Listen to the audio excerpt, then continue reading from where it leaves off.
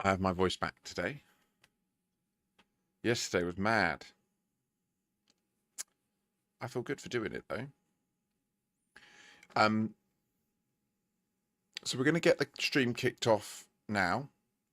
The goal is we will bosh out a Wordle. There's certain things that the pillars of this stream that we must not compromise on. Ooh, is what I say to that.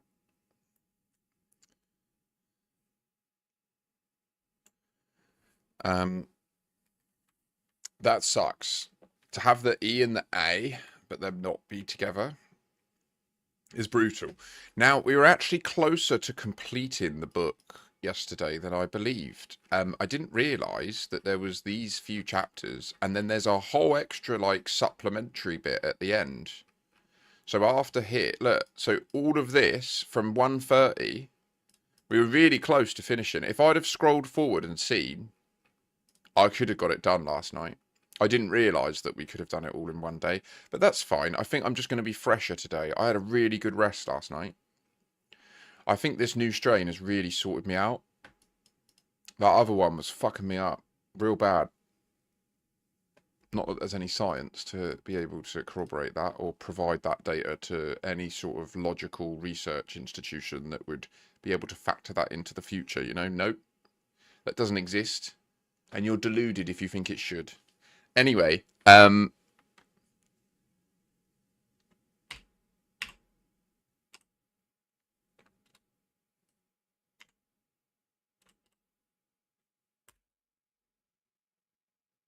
double H was dumb.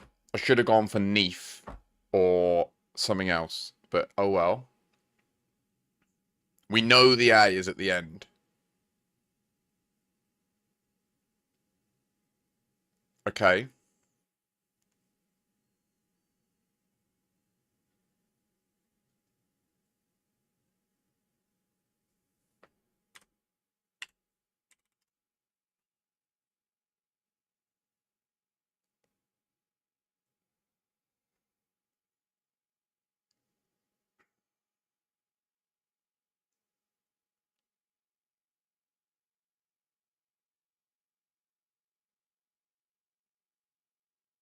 Okay, there is a chance that the A is at the beginning, but it would be like there's only one word. I can't even think of it. All I can think of is Aegon from Game of Thrones.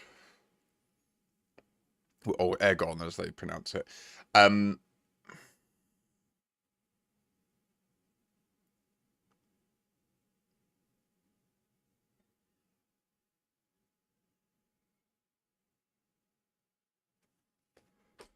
want to try Vecna.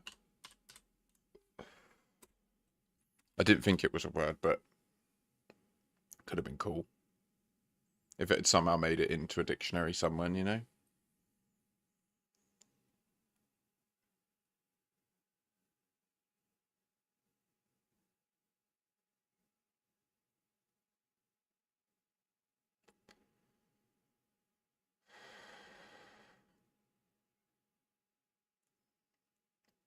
I was about to try pesto, but that's no A. I think this is correct, right?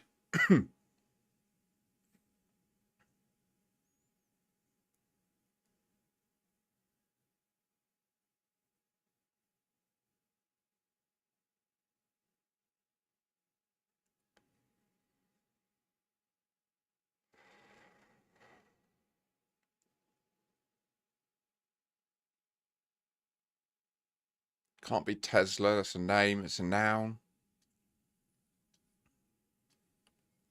Also, there's no T.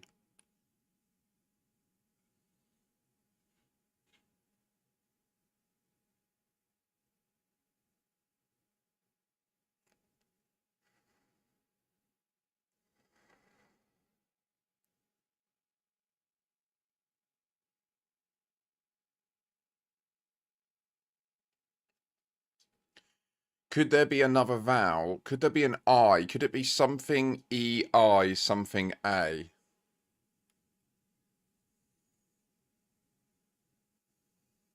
It could also be O-A at the end.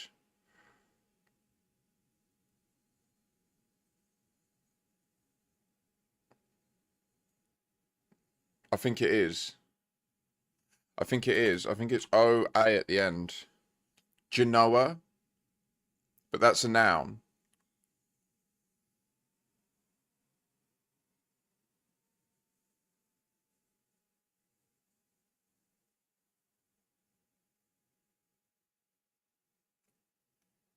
Has he started doing it somewhere else?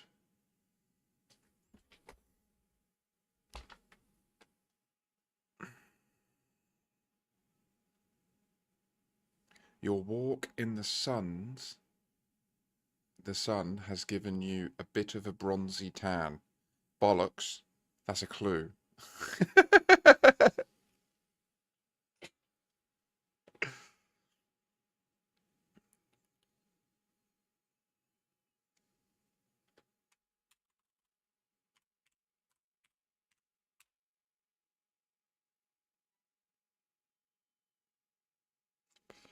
Fuck. I'm surprised Genoa was allowed, but at least we eliminated it.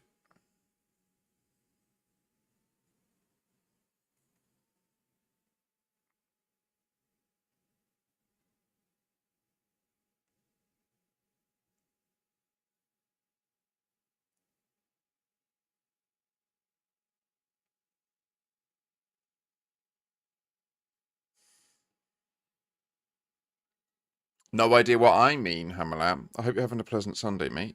How was training yesterday? Are you okay?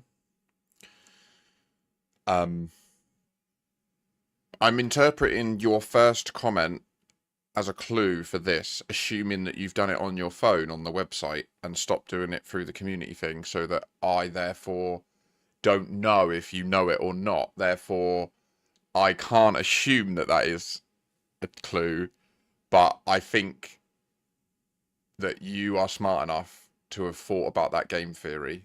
And then it's the worrying bit is I think you're also smart enough to have thought that I would think of that, and that's what. Oh, you fucking. Oh, I'm in a hole, like. But ultimately, it's we need 3 more letters, and there's a bunch discounted, so it's irrelevant. It's fine.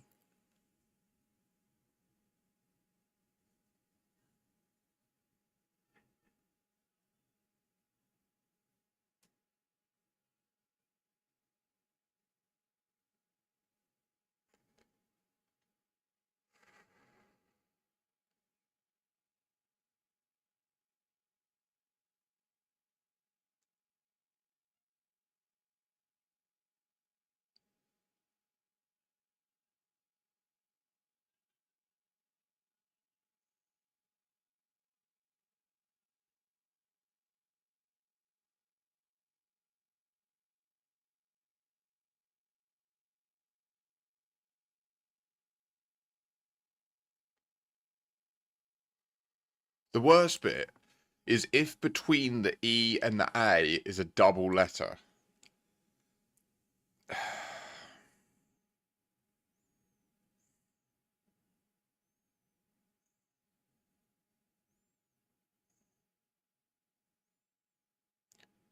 No, I was thinking Mesa, but no. I should definitely move away from that, and I should try to just find a combination of 3 other letters that would work, right? Your walk in the sun's giving you a bit of a bronzy tan. Bronzy tan. Walk in the sun.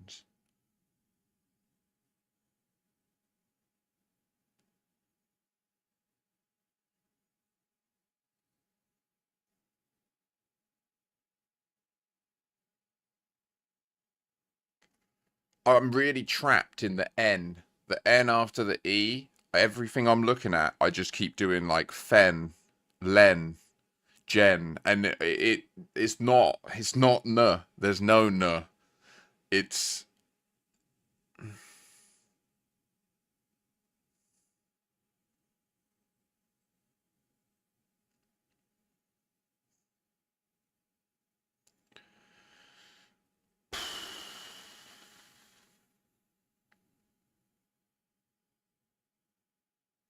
that it could also end in EA or IA. EA.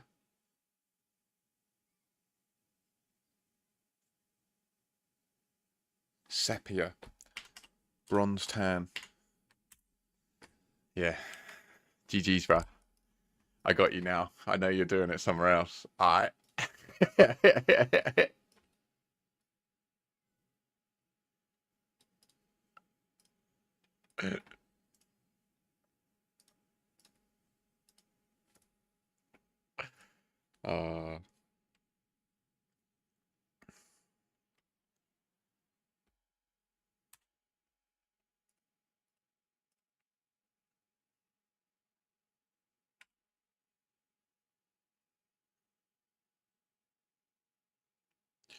You can see that this imagery here was taken in the background. It was taken during the Titan being active because you can see the caustic crystals still present in the maelstrom there. I was waiting for my turn to attempt to go in, but I was very new to it also. I sucked. Boom.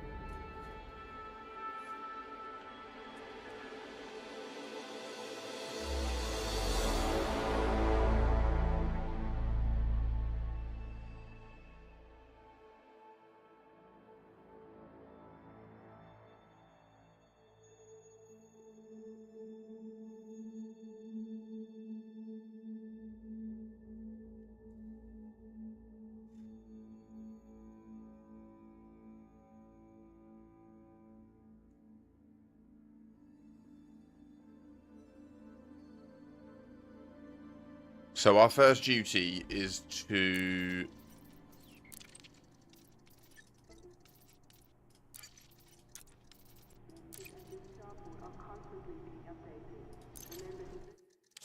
we need to work out if the iron price is loaded.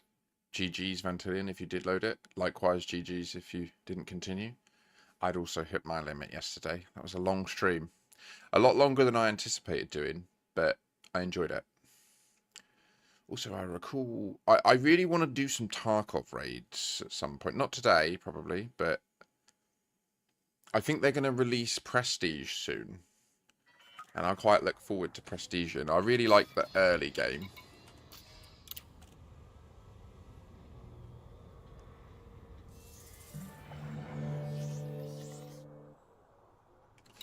I don't agree that Marathon was a bust. I really enjoyed it. Okay, yeah, there's 9 runs required left. Okay.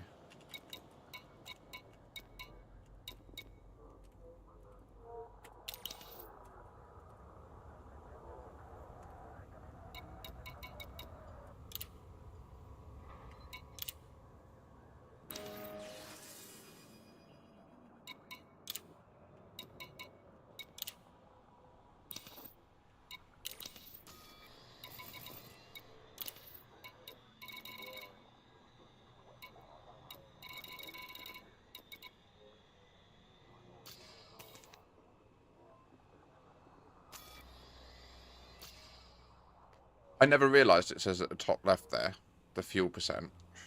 Okay, that's complete.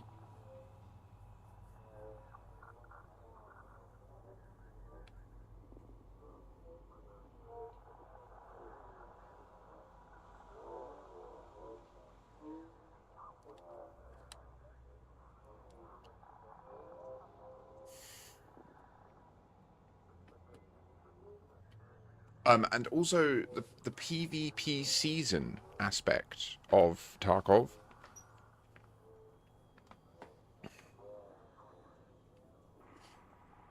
I might just have a little look. Right, so are we in Ross Round? We are. Okay, we'll take Ross Round back to Wrong Button.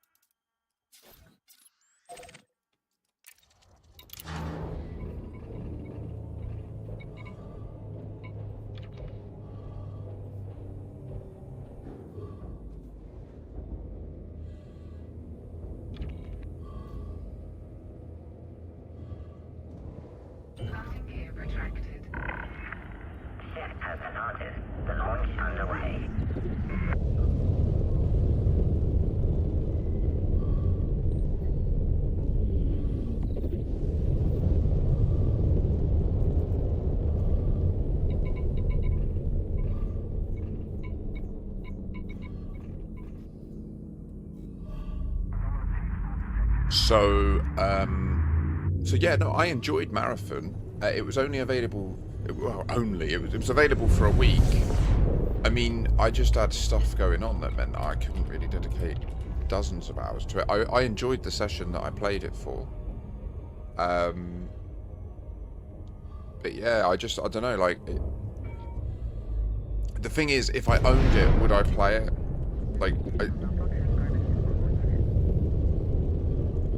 I love Tarkov, even though it's got its problems. They are generally improving over time. It's just like, they seem to always be like there's like a 8-year lag in tech for Tarkov. It's mad.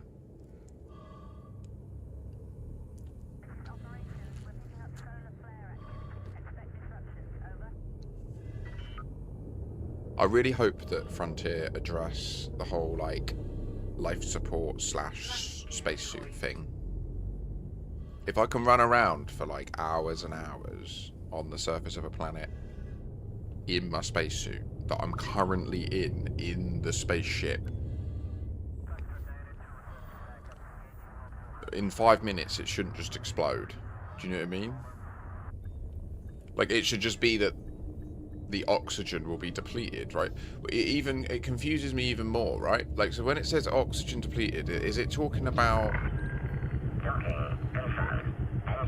like, the life support's off? So presumably the life support is a machine that scrubs the air and breaks the CO2 apart, grabs the carbon, puts the O2 back out, right?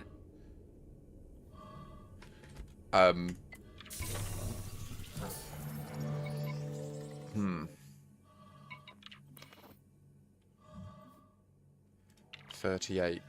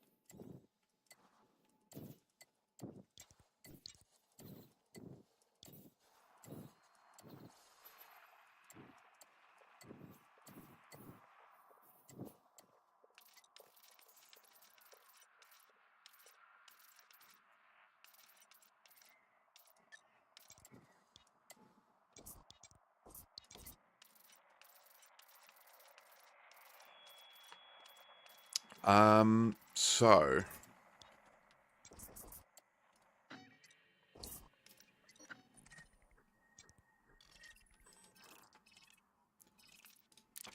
wait, we should so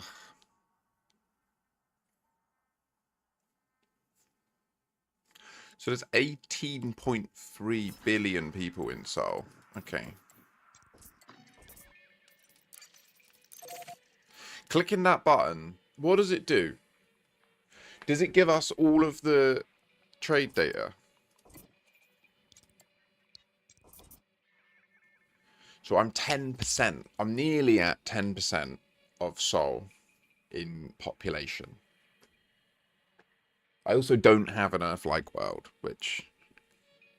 Although, do I have terraformables that, if they ever add it, could end up like it?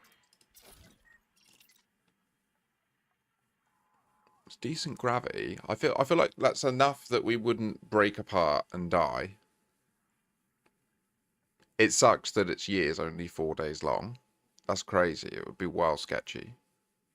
You'd feel like you're like zooming through space. You'd be like, if you're on it, because you'd just be going around these stars like mad.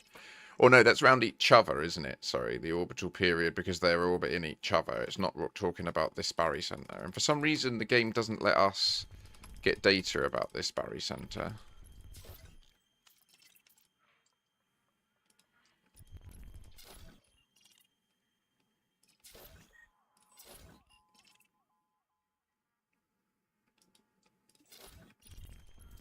Alas, years aren't very long in this location. So this one as well, this would be an ideal one to terraform, wouldn't it? Because it's got 0.9. It's a shame. Maybe at some point we're going to destroy Baylord's Progress and then put another Dodec over this. If we can terraform it to an Earth-like. Okay. Literally, you change this to like 8% oxygen. We're all good.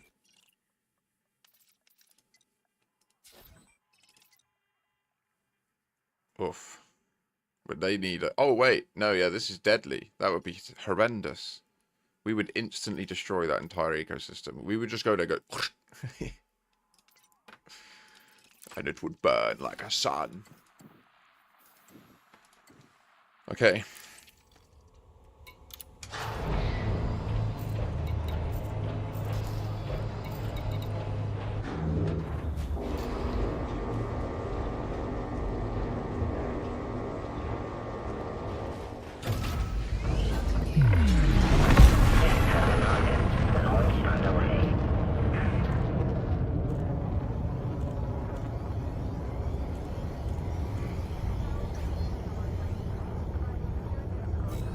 Honestly, reading the Book of Enoch,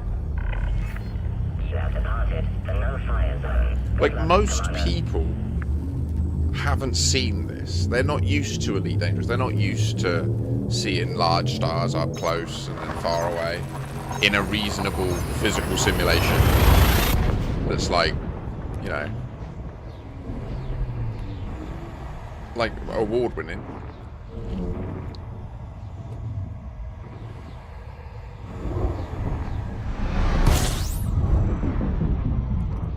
Oh my goodness me, I'm gonna aim for the little flattening area, then I'm gonna zero throttle now.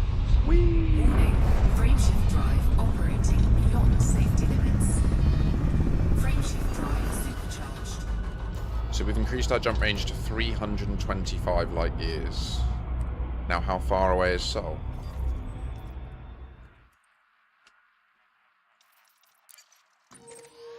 $508. But if we do this...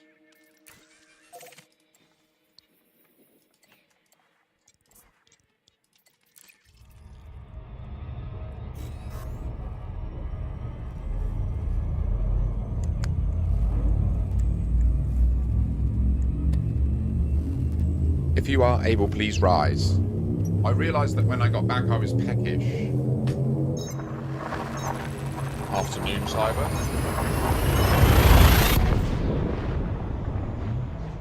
Sweaty Pits, as always, that's the foreign. I'm apologising, but I can't change it. It will always happen.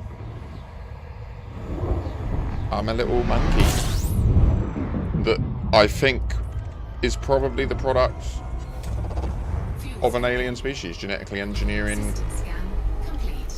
whatever Homo species was present on Earth possibly 15 to 10,000 years ago.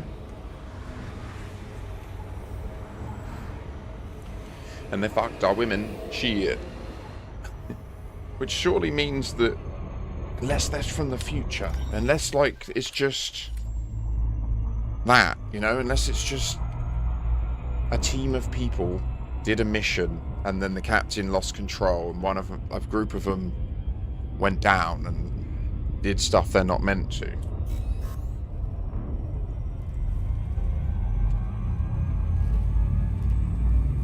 Because it would be so attractive, wouldn't it? Like if you were in that position, if you genuinely were in one of these spaceships and you could just go to Earth and then just be like, boom, I'm now in the year 4000 BC.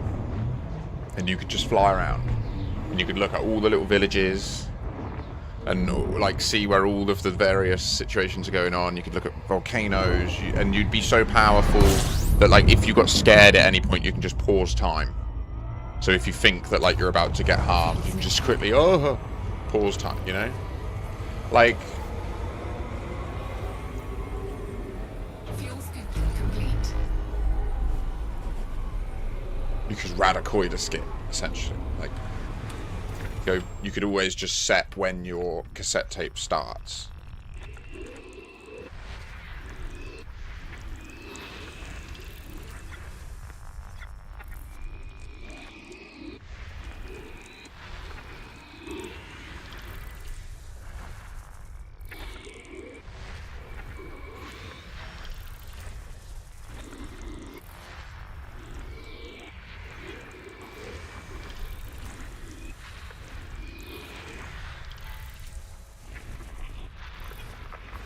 So once we get to Sol, then I'll just complete the reading. It won't be too long. Maybe an hour or so.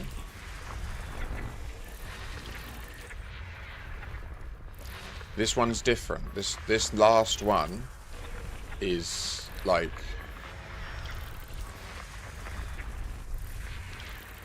it's different to what we've read so far. Be the same gig as yesterday. Like, I'll get in position, then I will need to get some sustenance.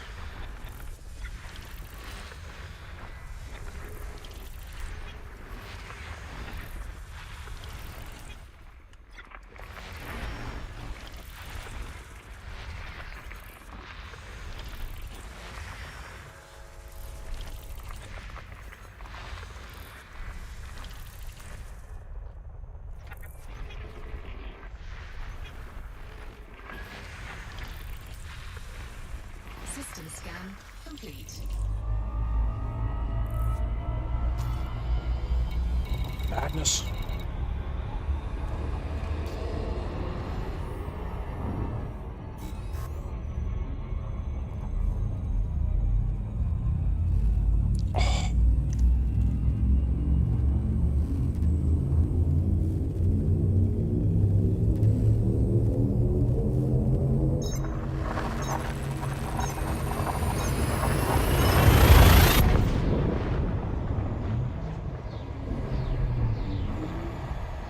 Oh dear. Is this a white door? Gosh.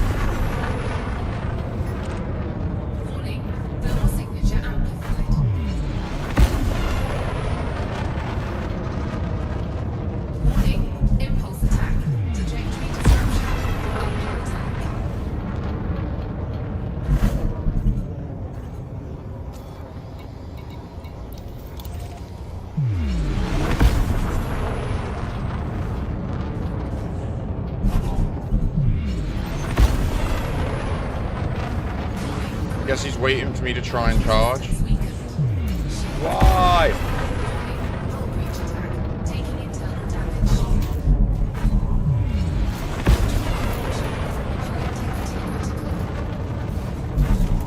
Eject. Eject.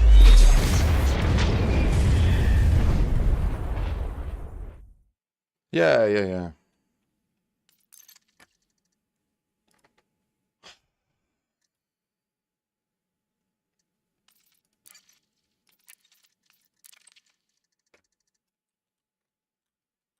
It's pointless, isn't it? He sucked as well. He took so fucking long.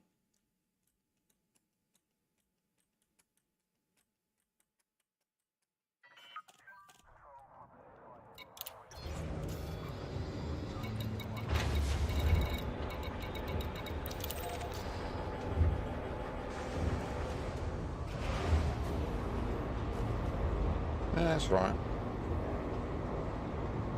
I can't fight in this ship. It's pointless, especially if he's got any sort of armament. You know what I mean? Like, I literally have no chance. It's not designed to fight anyone.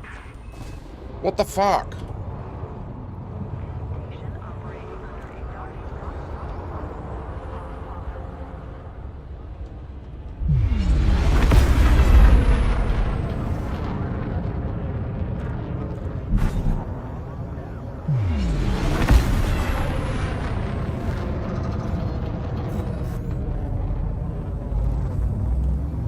It's my own fault. I was like not even paying attention. Do you know what I mean? I had my HUD off and that.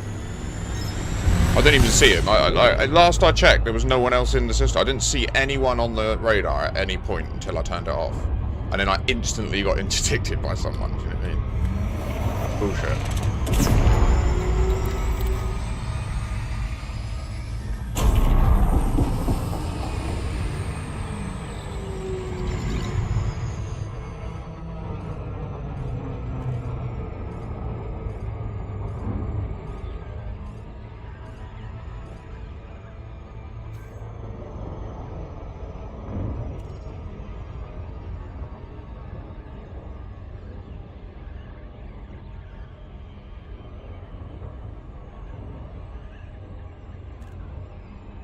Okay.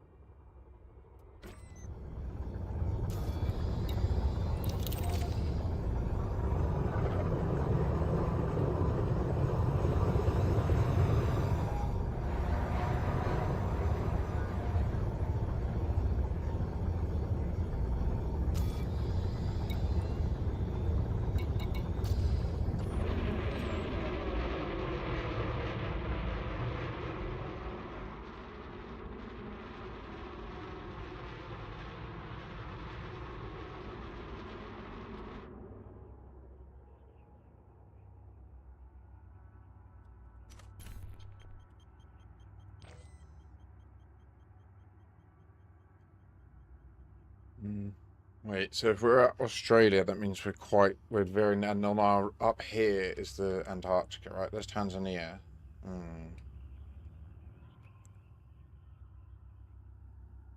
So soon it will just be ocean for ages. Let me just go actually round.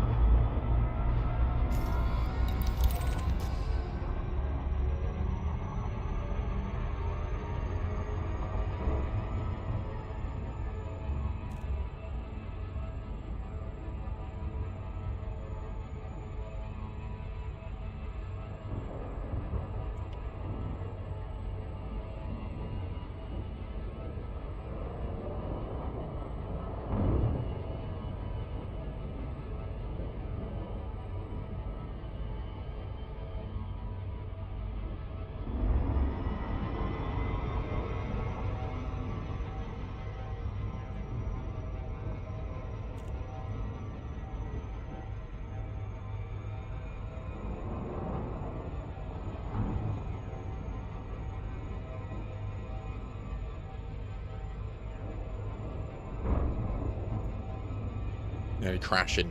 So close to the line, it's unbelievable.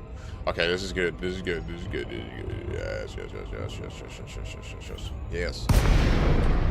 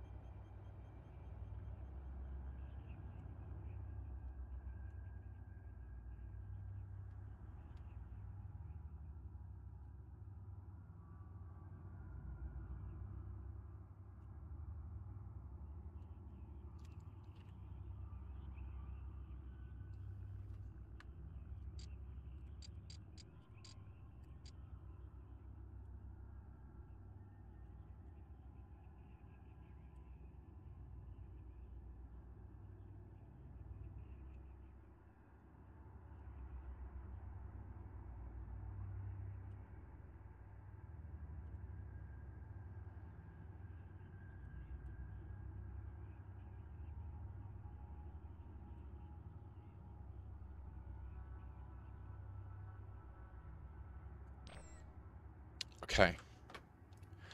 I think we're good. As long as that dude doesn't, like, somehow find me and then kill me. That would suck. But if you can find me, then you can probably get into this shot.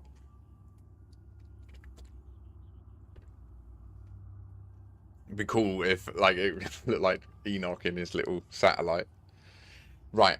I'm going to sit and I'm going to conclude the reading of the Book of Enoch.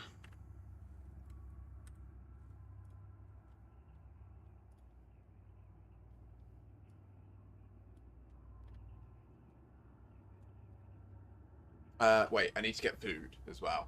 So, actually, yeah, no, I'm not going to immediately start doing it because I needs to eat. I'm hungry. What to have? Not sure. Can I go and have a little peruse? BRB.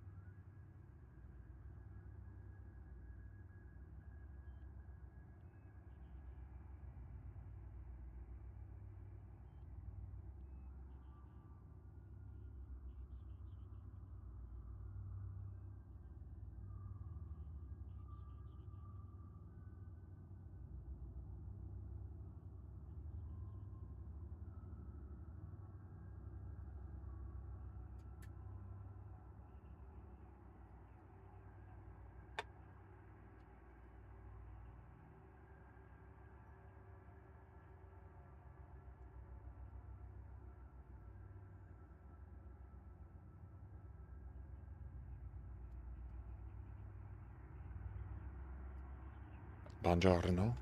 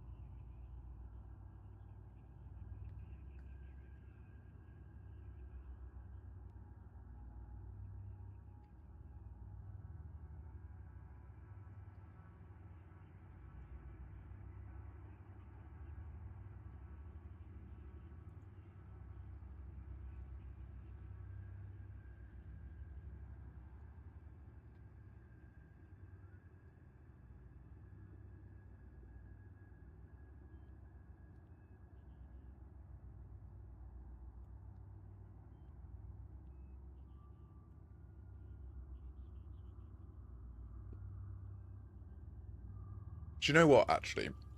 I'd like to go to a specific location, but I think it's in the dark. It's so annoying.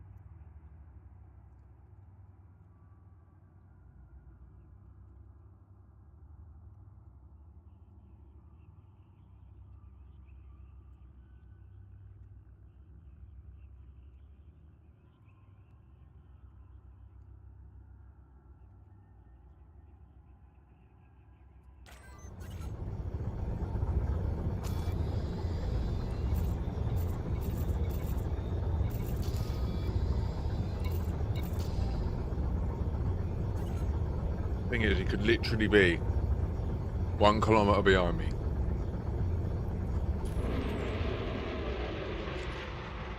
Silent running on. You would see him on the radar, though, wouldn't you?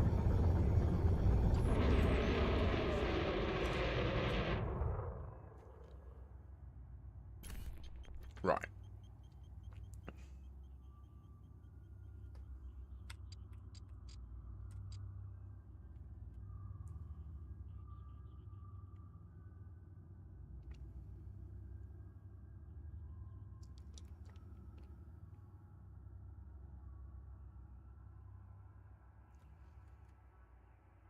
What way are we going relative to...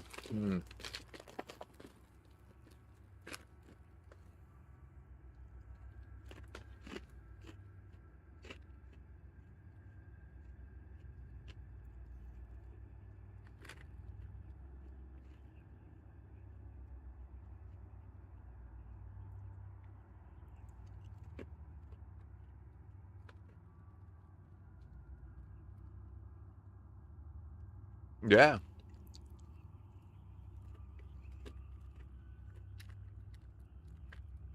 You can find me.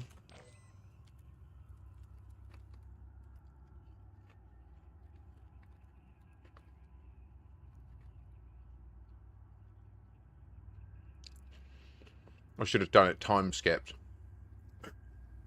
Then stream snipers would be like, wait, what? I've gone where he is and it's dark for me. What's going on?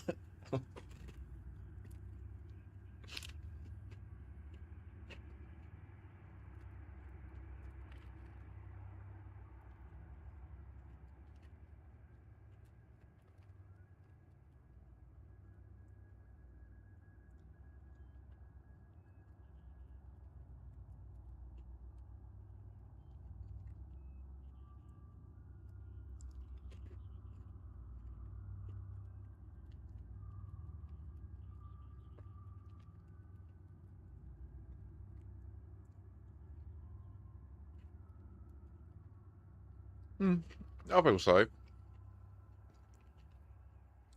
just got to be careful coming in.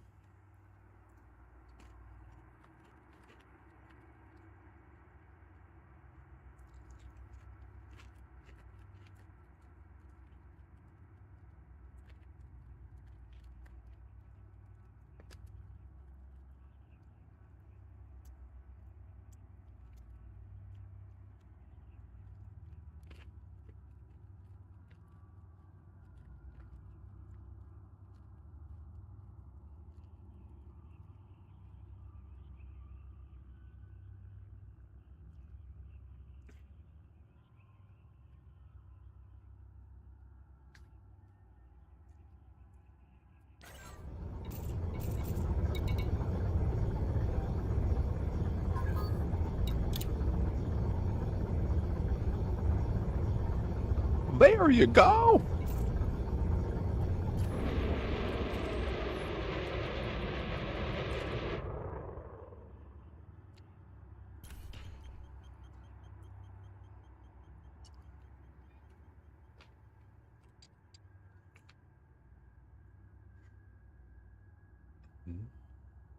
Mm-hmm, mm-hmm. Roger, Roger, Roger.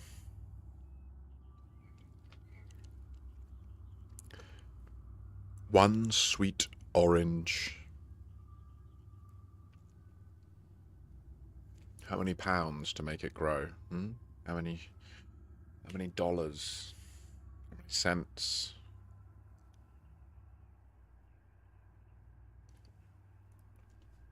That's what we're about to... That category of economic activity that we all accept happens that we don't track because it just would be insane. Do you know what I mean? Like, how no one pays per litre from the natural spring. Do you know what I mean? There isn't like a machine that you have to put it into. It just comes up through the ground and it's perfect drinking water.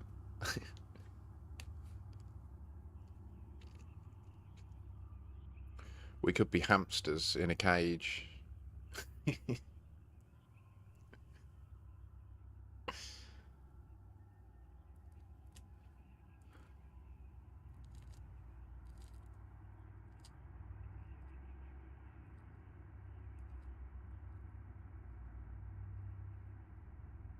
But yeah, that category of economic activity that we all know exists.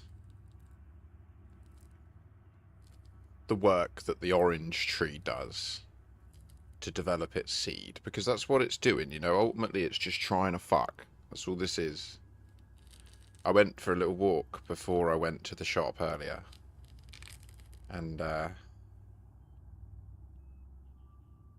the local park, there's like some animals, and the female little rabbits had really, really dug like a really formidable entrance to a non-trivial, like what would become a complete burrow system, you know? Warren, I think it can be called. And I think the boys and girls are obviously segregated to control the population. The boys had also tried to go in at the other side. They don't need an incentive, do they, to do their work? Because there's certain categories of work that we know we'll do.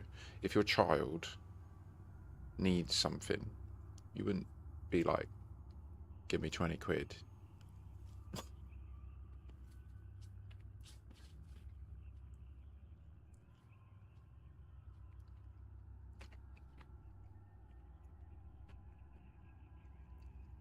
And honestly, I think, like, when I read the Book of Enoch, like, I think the Great Elect One is, like, an AI. Genuinely. I think that he went into a spaceship and, like, what he calls, like, the great light on the throne.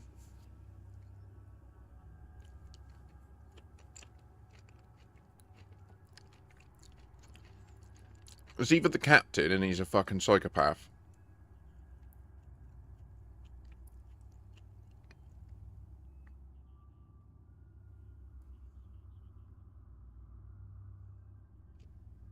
He needs a good cuddle, do you know what I mean? So it's going to be alright, mate. They did fuck with the population. But here we are now. We know this happens. I know it's not perfect at the moment, but...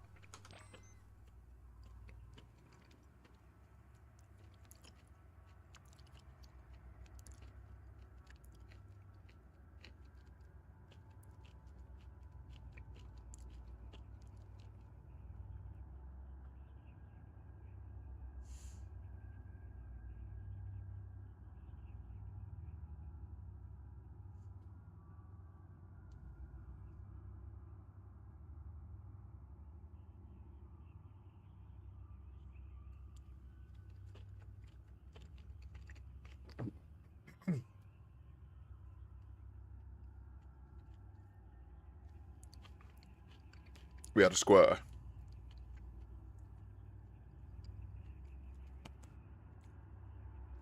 Oh.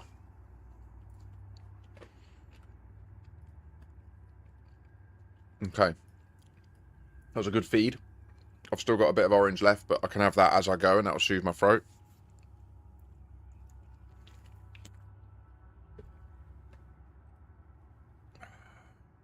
Ladies and gentlemen, it is my honour and privilege to conclude our reading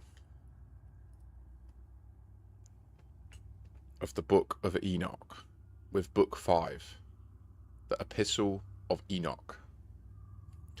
Chapter 1, the Guidance of Enoch.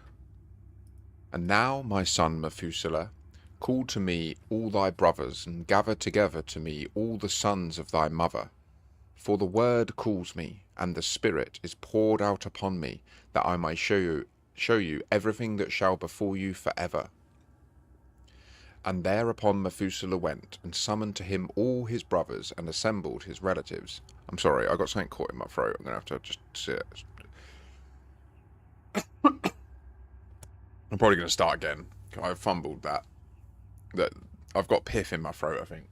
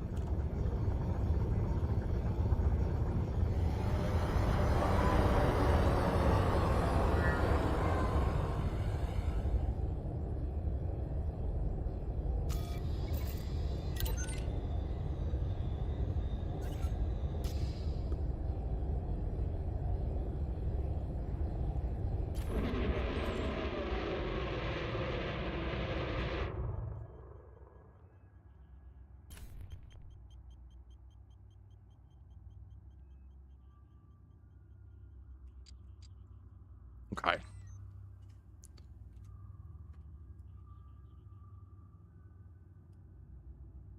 If you do get near the camera, please try not to be too noisy. Cyber. Nice. Grazie, signore. At least if anyone fucks with me, there'll be another target, and you can tell me as well. I can't. Compliance. Oh, my forehead skin is all gross at the moment. Ugh. Right, okay. I'm going to start again because my throat was all icky then. So we have a galaxy visible, we have Sol, the star, we have the Earth, although there's no land mass, and I think we're about to go into an extended period of... Is that Korea? It is, isn't it? I'm not sure. I think it is. But that means that China is significantly flooded. And... Wait a minute. I don't see you.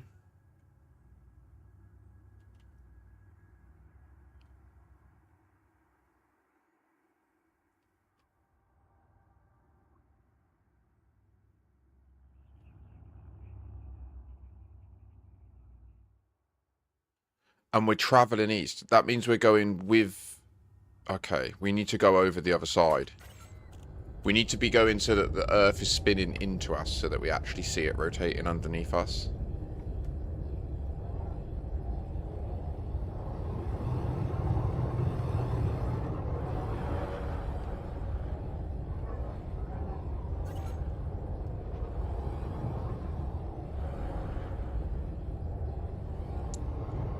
So wait, yeah, if that's Korea, then that's north, right? Up there. And that would mean that the sun is on our right, the east. So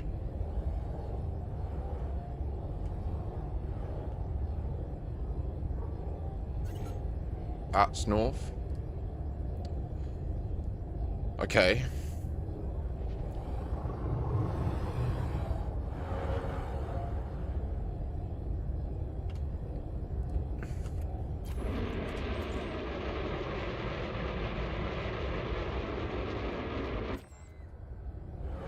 Okay, I'm at 260.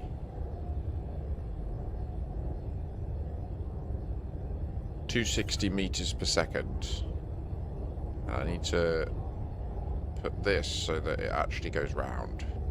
Like there. Okie dokie. And then what we do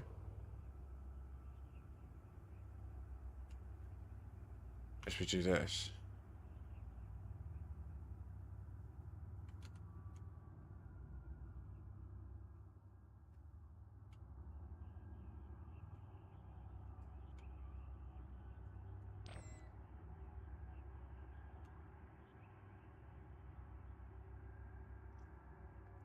So now it's the same scene that we were looking at, but we are actually like pushing into the rotation of the Earth, right?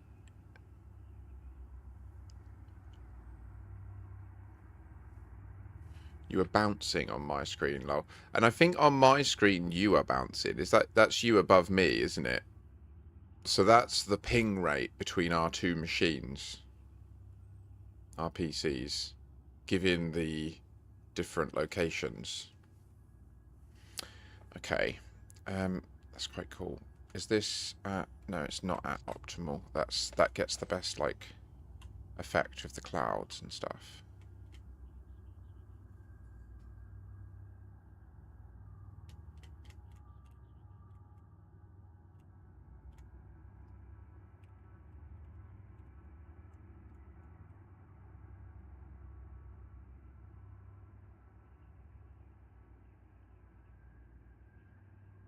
Yes. Locked in. Okay. Okay, cool. Cool. I think my voice is all good now. I think my throat's fine. Okay.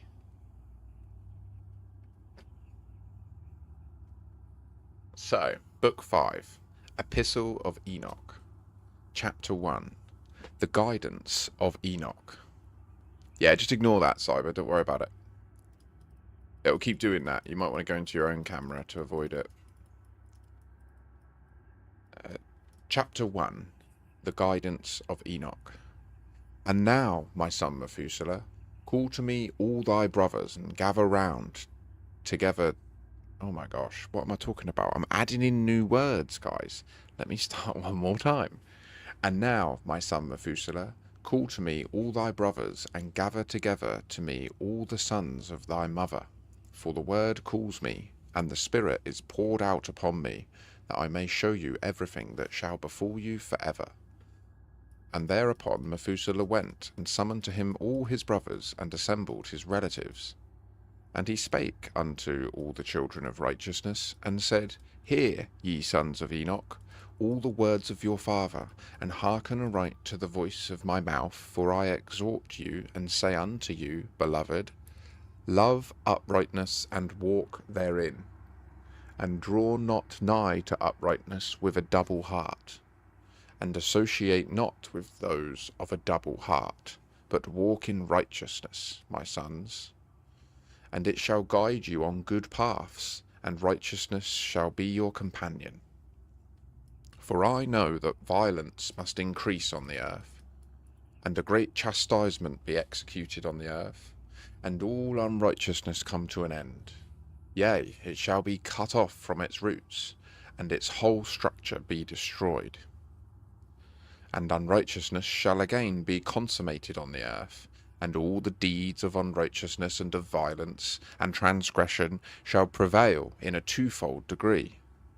And when sin and unrighteousness and blasphemy and violence in all kinds of deeds increase, and apostasy and transgression and uncleanliness increase, a great chastisement shall come from heaven upon all these, and the Holy Lord will come forth with wrath and chastisement to execute judgment on earth. In those days violence shall be cut off from its roots, and the roots of unrighteousness together with deceit, and they shall be destroyed from under heaven.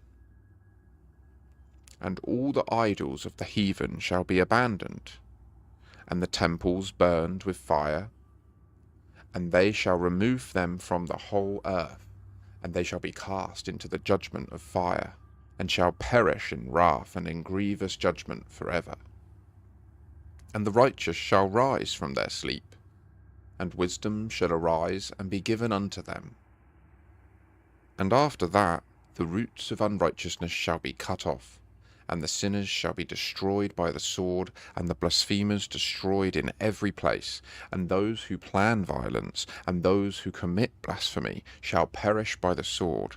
And now I tell you, my sons, and show you the path of righteousness and the paths of violence. Yea, I will show them to you again, that ye may know what will come to pass. And now listen to me, my sons, and walk in the paths of righteousness, and walk not in the paths of violence, for all who walk in the paths of unrighteousness shall perish forever.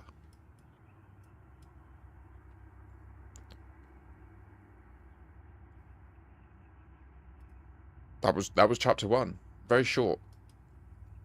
This isn't as long today. This won't take as long today. So, essentially, in all of the previous books, it was describing Enoch's account in later life of his abduction or introduction to these beings that he named, and we named many times, over and over again. But obviously you would need to, if it was important, that you remembered what each one was and who they were and what their jobs were, which is essentially what it was describing. It's just like how their jobs passed into their old language is kind of stupid, but it's not their fault. Like, it's not stupid, it's the wrong word. Do you know what I mean? It's just that language then didn't have any of these concepts already described, right? So, like, we live in a time where hundreds of years ago, Isaac Newton spoke about gravity and decided to extend that word, that concept from ancient languages forwards into English as gravity, and expanded on it with many other words. And then other people have done that again and again. And, like, that's why now when we learn about gravity and we learn about space-time and stuff like that, like, when I read these texts, to me it is literally like if I was to do what I've described and just take a geezer from, like, North Central Ireland and just literally go there in a helicopter, grab him, put him in the helicopter, fly up, put a VR headset on him, and then start jumping him to different systems in Elite Dangerous. It would be essentially like his recount of it, I imagine, especially if you were to look at the account in 1,000 years when they've just been telling their sons and daughters this story over and over again. It would be like this.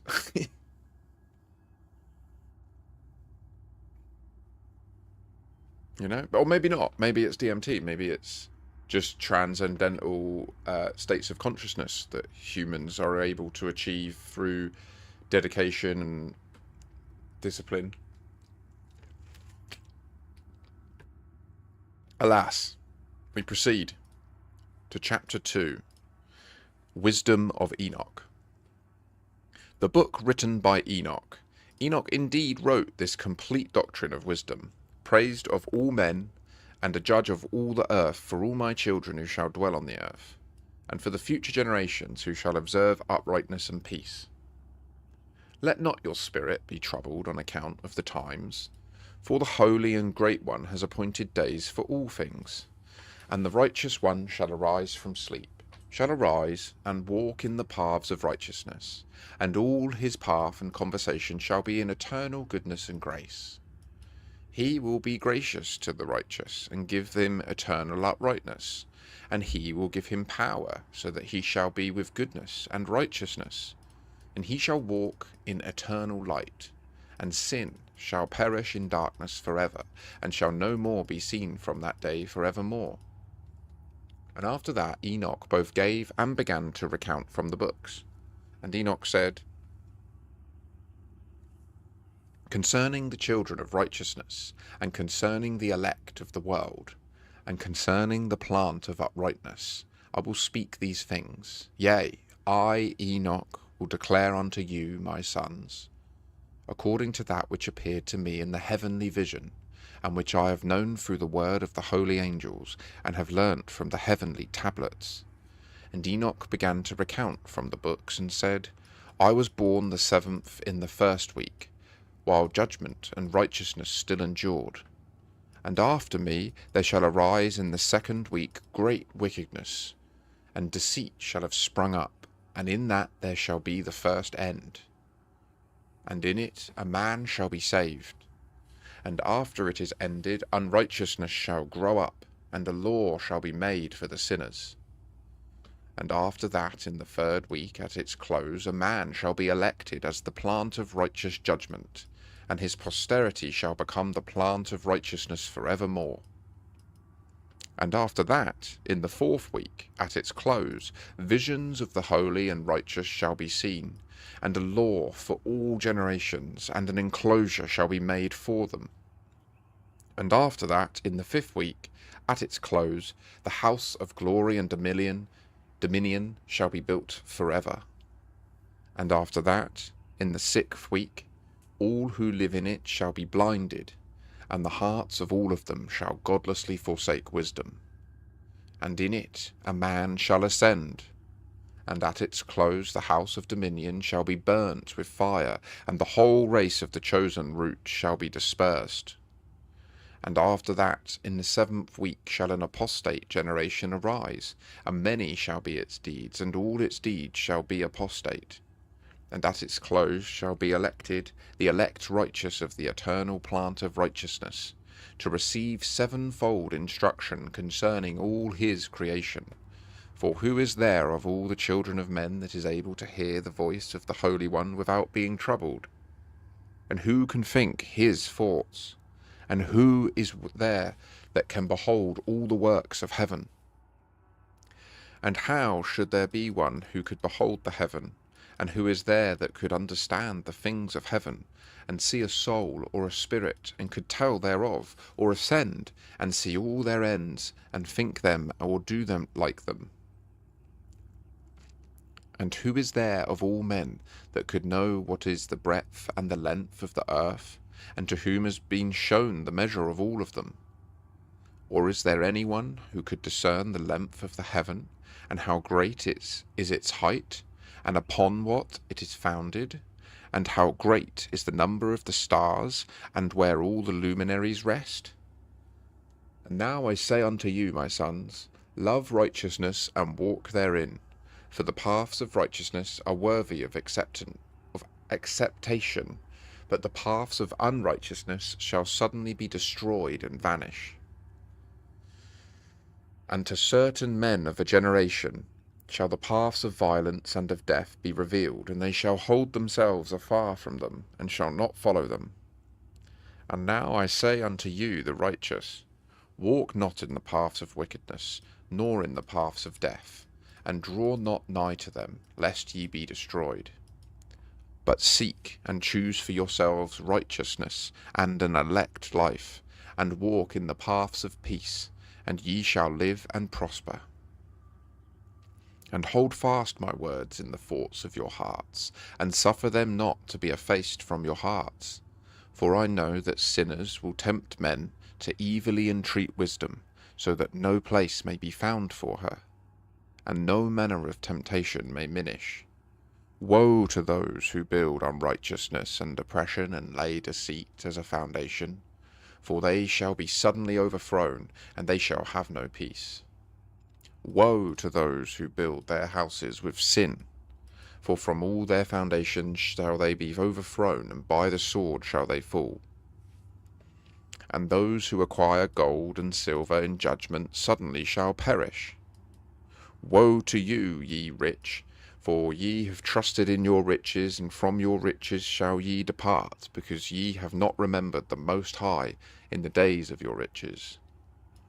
Ye have committed blasphemy and unrighteousness, and have become ready for the day of slaughter, and the day of darkness, and the day of the great judgment. Thus I speak and declare unto you, he who hath created you will overthrow you, and for your fall there shall be no compassion, and your Creator will rejoice at your destruction. And your righteous ones in those days shall be a reproach to the sinners and the godless. Oh, that mine eyes were a cloud of waters, that I might weep over you, and pour down my tears as a cloud of waters, that so I might rest from my trouble of heart. Who has permitted you to practice reproaches and wickedness? And so judgment shall overtake you, sinners. Fear not the sinners, ye righteous, for again will the Lord deliver them into your hands, that ye may execute judgment upon them according to your desires. Woe to you who fulminate anathemas which cannot be reversed. Healing shall therefore be far from you because of your sins. Woe to you who requite your neighbour with evil, for ye shall be requited according to your works. Woe to you, lying witnesses, and to those who weigh out injustice, for suddenly shall ye perish. Woe to you, sinners, for ye persecute the righteous, for ye shall be delivered up and persecuted because of injustice, and heavy shall its yoke be upon you. Be hopeful, ye righteous, for suddenly shall the sinners perish before you, and ye shall have lordship over them according to your desires. And in the day of the tribulation of the sinners your children shall mount and rise as eagles, and higher than the vultures will be your nest, and ye shall ascend and enter the crevices of the earth, and the clefts of the rock forever as conies before the unrighteous, and the sirens shall sigh because of you and weep. Wherefore fear not, ye that have suffered, for healing shall be your portion, and a bright light shall enlighten you, and the voice of rest ye shall hear from heaven. Woe unto you, ye sinners, for your riches will make you appear like the righteous, but your hearts convict you of being sinners, and this fact shall be a testimony against you, for a memorial of evil deeds. Woe to you who devour the finest of the wheat, and drink wine in large bowls, and tread under foot the lowly with your might. Woe to you who drink water from every fountain, for suddenly shall ye be consumed and wither away, because ye have forsaken the fountain of life. Woe to you who work unrighteousness and deceit and blasphemy, it shall be a memorial against you for evil. Woe to you, ye mighty, who with might oppress the righteous, for the day of your destruction is coming. In those days many and good days shall come to the righteous, in the day of your judgment. So more like just going mad at people. He's just spitting lyrics, rotten, tearing people apart with like precision. He's like, if you've done this, then you're fucked in this way, and if you've done this, then you're fucked in this way. And he's like, whoa, we're gonna have you. And do you know what? We're even getting permission that we can fuck you up, which I don't like that bit. That, again, it feels like throughout the whole thing, there is just, I don't know, maybe this is just a bias, right? Like, I'm biased towards the idea that the experience that this individual, Enoch, had is one thing that was told by a word of mouth and oral tradition for generations until it entered the archaeological record very early, and as was then continuously passed on for thousands of years still in the archaeological record, right? That's why I think this is such a powerful text, despite it not being incorporated into any of the mainstream Abrahamic faiths. I think the reasons for it not being incorporated are,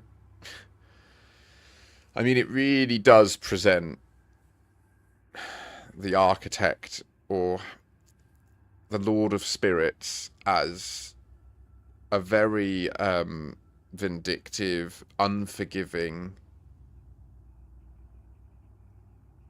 uncompassionate entity, right? Like 100% my way or the highway.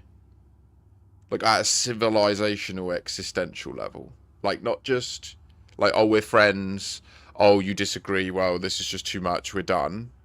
Like, oh, we said we'd do this, you changed your mind, so I will destroy life on that entire planet. Like, it's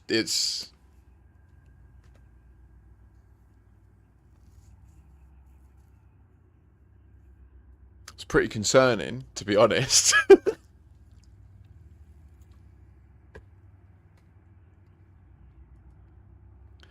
Now, that last one was titled Wisdom of Enoch, and it was pretty damning. I mean, he was popping off. He was just tearing everyone to pieces. Now, the next one, Chapter 3, is also called The Wisdom of Enoch. Chapter 3, Wisdom of Enoch. Believe, ye righteous, that the sinners will become a shame and perish in the day of unrighteousness. Be it known unto you that the Most High is mindful of your destruction, and the angels of heaven rejoice over your destruction. What will ye do, ye sinners, and whither will ye flee on that day of judgment, when ye hear the voice of the prayer of the righteous? Yea, ye shall fare like unto them against whom this word shall be a testimony. Ye have been companions of sinners. And in those days the prayer of the righteous shall reach unto the Lord, and for you the days of your judgment shall come.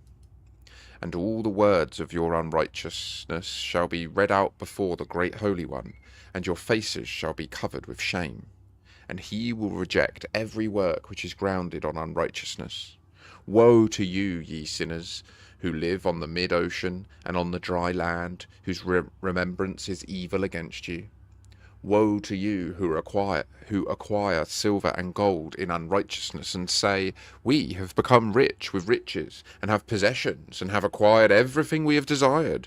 And now let us do what we purposed, for we have gathered silver, and many are the husbandmen in our houses, and our granaries are full as with water.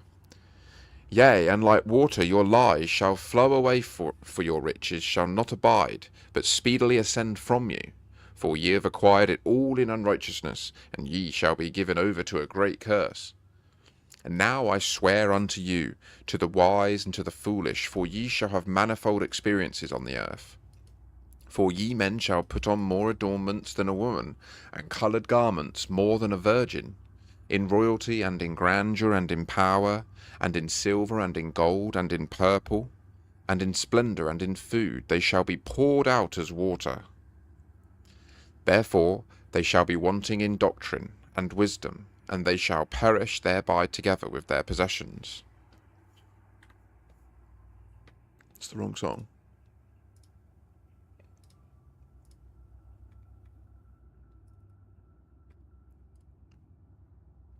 And with all their glory and their splendour, and in shame, and in slaughter, and in great destitution, their spirits shall be cast into the furnace of fire. I have sworn unto you, ye sinners, as a mountain has not become a slave, and a hill does not become the handmaid of a woman. Even so, sin has not been sent upon the earth, but man of himself has created it, and under a great curse shall they fall who commit it. And barrenness has not been given to the woman, but on account of the deeds of her own hands she dies without children. I have sworn unto you, ye sinners, by the Holy Great One, that all your evil deeds are revealed in the heavens, and that none of your deeds of oppression are covered and hidden. And do not think in your spirit, nor say in your heart, that ye do not know, and that ye do not see that every sin in every day recorded in heaven in the presence of the Most High. From henceforth ye know that all of your oppression here wherewith ye oppress is written down every day till the day of your judgment. Woe to you, ye fools, for through your folly shall ye perish, and ye transgress against the wise, and so good hap shall not be your portion. And now know ye that ye are prepared for the day of destruction. Wherefore do not hope to live, ye sinners, but ye shall depart and die. For ye know no ransom, for ye are prepared for the day of the great judgment, for the day of tribulation, and great shame for your spirits. Woe to you, ye obstinate of heart, who work wickedness and eat blood? Whence have ye good things to eat, and to drink, and to be filled? From all the good things which the Lord the Most High has placed in abundance on the earth, therefore ye shall have no peace. Woe to you who love the deeds of unrighteousness! Wherefore do ye hope for good hap unto yourselves? Know that ye shall be delivered into the hands of the righteous, and they shall cut off your necks and slay you, and have no mercy upon you. Woe to you who rejoice in the tribulation of the righteous, for no grave shall be dug for you. Woe to you who set at naught the words of the righteous, for ye shall have no hope of life. Woe to you who write down lying and godless words, for they write down their lies that men may hear them and act godlessly towards neighbours. Therefore they shall have no peace, but die a sudden death. Woe to you who work godlessness and glory in lying and extol them. Ye shall perish, and no happy life shall be yours. Woe to them who pervert the words of uprightness and transgress the eternal law, and transform themselves into what they were not, into sinners. They shall be trodden under foot upon the earth. In those days make ready, ye righteous, to praise your prayers as a memorial, and place them as a testimony before the angels, that they may place the sin of the sinners for a memorial before the Most High. In those days the nations shall be stirred up, and the families of the nations shall arise on the day of destruction. And in those days the destitute shall go forth, and carry off their children, and they shall abandon them, so that their children shall perish through them. Yea, they shall abandon their children sucklings, and not return to them, and shall have no pity on their beloved ones. And again I swear to you, ye sinners, that sin is prepared for a day of unceasing bloodshed. And they who worship stones, and grave images of gold and silver and wood and clay, and those who worship impure spirits and demons, and all kinds of idols not according to knowledge, shall get no manner of help from them. And they shall become godless by reason of the folly of their hearts, and their eyes shall be blinded through the fear of their hearts, and through visions in their dreams. Through these they shall become godless and fearful, for they shall have wrought all their work in a lie, and shall have worshipped a stone. Therefore in an instant shall they perish. But in those days blessed are all they who accept the words of wisdom, and understand them, and observe the paths of the Most High, and walk in the path of his righteousness, and become not godless with the godless, for they shall be saved. Woe to you who spread evil to your neighbours, for you shall be slain in Sheol. Woe to you who make deceitful and false measures, and who cause bitterness on the earth, for they shall thereby be utterly consumed. Woe to you who build your houses through the grievous toil of others, and all their building materials are the bricks and stones of sin. I tell you, ye shall have no peace. Woe to them who reject the measure and eternal heritage of their fathers, and whose souls follow after idols, for they shall have no rest. Woe to them who work unrighteousness and help oppression, and slay their neighbours until the day of the great judgment. For he shall cast down your glory, and bring affliction on your hearts, and shall arouse his fierce indignation, and destroy you all with the sword, and all the holy and righteous shall remember your sins. And in those days, in one place, the fathers together with their sons shall be smitten, and brothers one with another shall fall in death, till the streams flow with their blood. For a man shall not withhold his hand from slaying his sons and his sons' sons, and the sinner shall not withhold his hand from his honoured brother. From dawn till sunset they shall slay one another. And the horse shall walk up to the breast in the blood of sinners, and the chariot shall be submerged to its height. In those days the angels shall descend into the secret places, and gather together into one place all those who brought down sin. And the Most High will arise on that day of judgment, to execute great judgment amongst sinners. And over all the righteous and holy he will appoint guardians from amongst the holy angels, to guard them as the apple of an eye, until he makes an end of all wickedness and all sin. And though the righteous sleep a long sleep, they have naught to fear. And the children of the earth shall see the wise in security, and shall understand all the words of this book, and recognize that their riches shall not be able to save them in the overthrow of their sins. Woe to you, sinners, on the day of strong anguish! Ye who afflict the righteous and burn them with fire, ye shall be requited according to your works. Woe to you, ye obstinate of heart, who watch in order to devise wickedness. Therefore shall fear come upon you, and there shall be none to help you. Woe to you, ye sinners, on account of the words of your mouth, and on account of the deeds of your hands, which your godlessness has wrought. In blazing flames, burning worse than fire, shall ye burn. And now know ye that from the angels he will inquire as to your deeds in heaven, from the sun and from the moon and from the stars in reference to your sins, because upon the earth ye execute judgment on the righteous. And he will summon to testify against you every cloud and mist and dew and rain, for they shall all be withheld because of you from descending upon you, and they shall be mindful of your sins.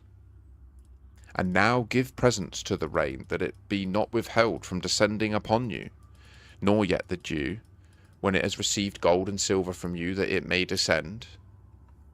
When the hoarfrost and snow with their chilliness, and all the snowstorms with all their plagues fall upon you, in those days ye shall not be able to stand before them. Okay. I think that was the same as the previous one, but it was a different translation. It was definitely the same, wasn't it? It hit all the same beats. It was still like a massive teardown of everyone. And honestly, but this one, that version, right, I'm going to be honest, that version literally felt like Enoch was time traveled to now. It felt like he was talking about AI. It felt like he was, like that last sentence, this last verse, and now give presents to the rain, that it be not withheld from descending upon you, nor yet the dew, when it has received gold and silver from you, that it may descend.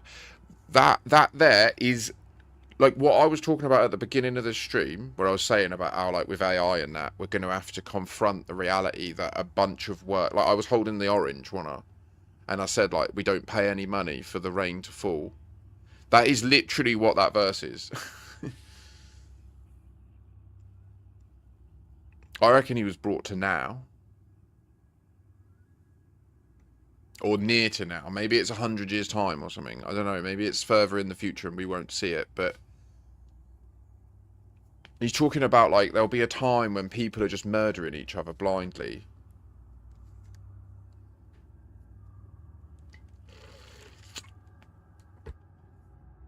It's just a great wheel, isn't it? Like, time. There's nothing new. That was quite powerful. I mean, the next one is also called Wisdom of Enoch, and I'm concerned it's just the same again. No, it's not. It's not. It's not the same. Okay. It's also shorter. We're nearly done.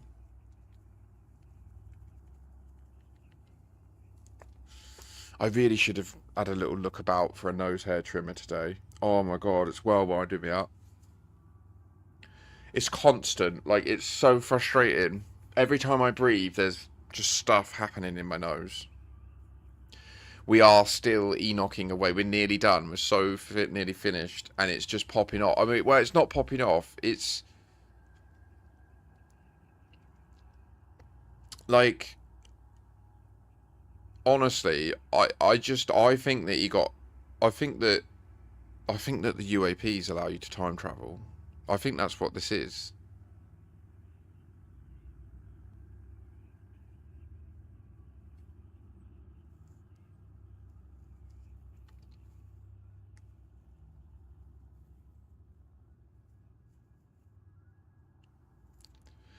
I think it's literally the scenario where, yeah, primitive human gets abducted by humanoid-like alien, and after, like, there's been previous genetic engineering, I believe. Like, my situation where I'm at right now with this is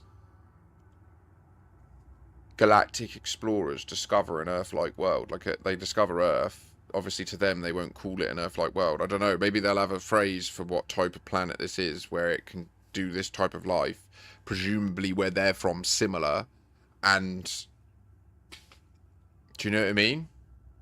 Like, they have a directive where they're not meant to directly, like, start shagging us and directly, like, doing random life chaos reproduction with evolution, but they are allowed to, for example, land and, like, do science, you know, take samples of different types of life.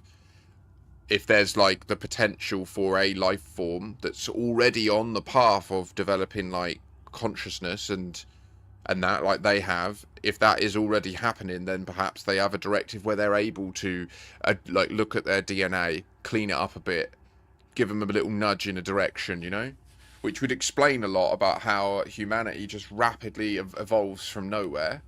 And then likewise, if that is the case, like if we were to just say that that's the scenario, that there is this species that does, and then let's just imagine that, say, 10, 20, 30,000 years ago, these events happened, and a group of them came down and went rogue, and they started just building a civilization here, trying to essentially see how fast can they develop this species by directly involving themselves. And then this Enoch geezer, I imagine, is down the like, he's involved in that stage, isn't he? But I feel like he's already, like, been engineered or genetically manipulated in a sense that that's why he's able to even conceive these things with them and then reproduce it.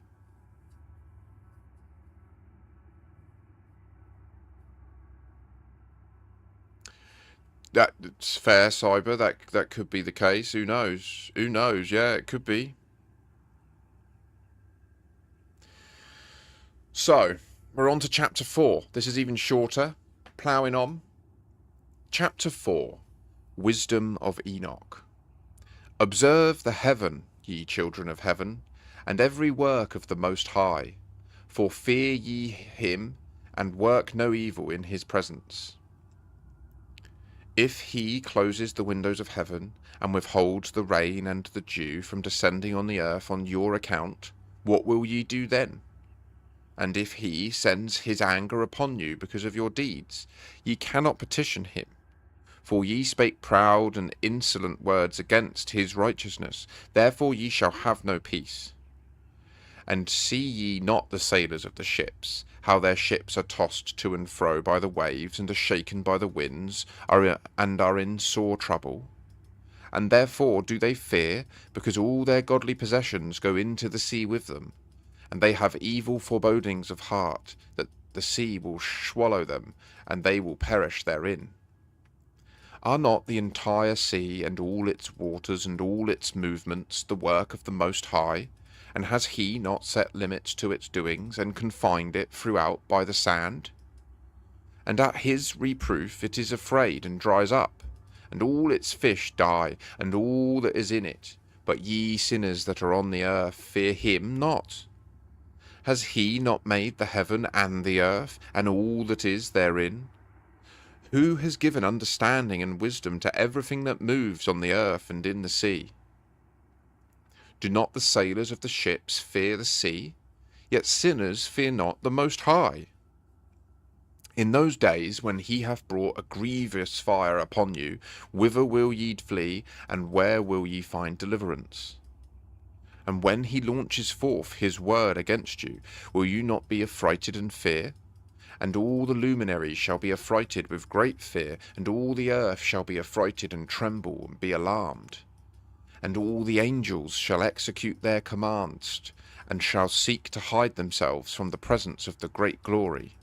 And the children of earth shall tremble and quake, and ye sinners shall be cursed forever, and ye shall have no peace. Fear ye not, ye souls of the righteous, and be hopeful, ye that have died in righteousness. And grieve not if your soul into Sheol has descended in grief, and that in your life your body fared not according to your goodness, but wait for the day of the judgment of sinners, and for the day of cursing and chastisement. And yet when ye die, the sinners speak over you. As we die, so die the righteous, and what benefit do they reap for their deeds? Behold, even as we, so do they die in grief and darkness, and what have they more than we? From henceforth we are equal. And what will they receive, and what will they see forever? Behold, they too have died, and henceforth forever shall they see no light. I tell you, ye sinners, ye are content to eat and drink, and rob and sin, and strip men naked, and acquire wealth, and see good days. Have ye seen the righteous, how their end falls out? That no manner of violence is found in them till their death? Nevertheless they perished, and became as though they had not been, and their spirits descended into Sheol in tribulation. I mean, that was rough. That was pretty nihilistic. That was pretty damn rough. That I can see why that ain't included in any of the current religions. Woo! Fucking hell. I mean, that basically said ultimately it don't matter and you're all just gonna die anyway.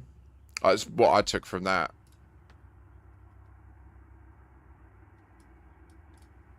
That was rough.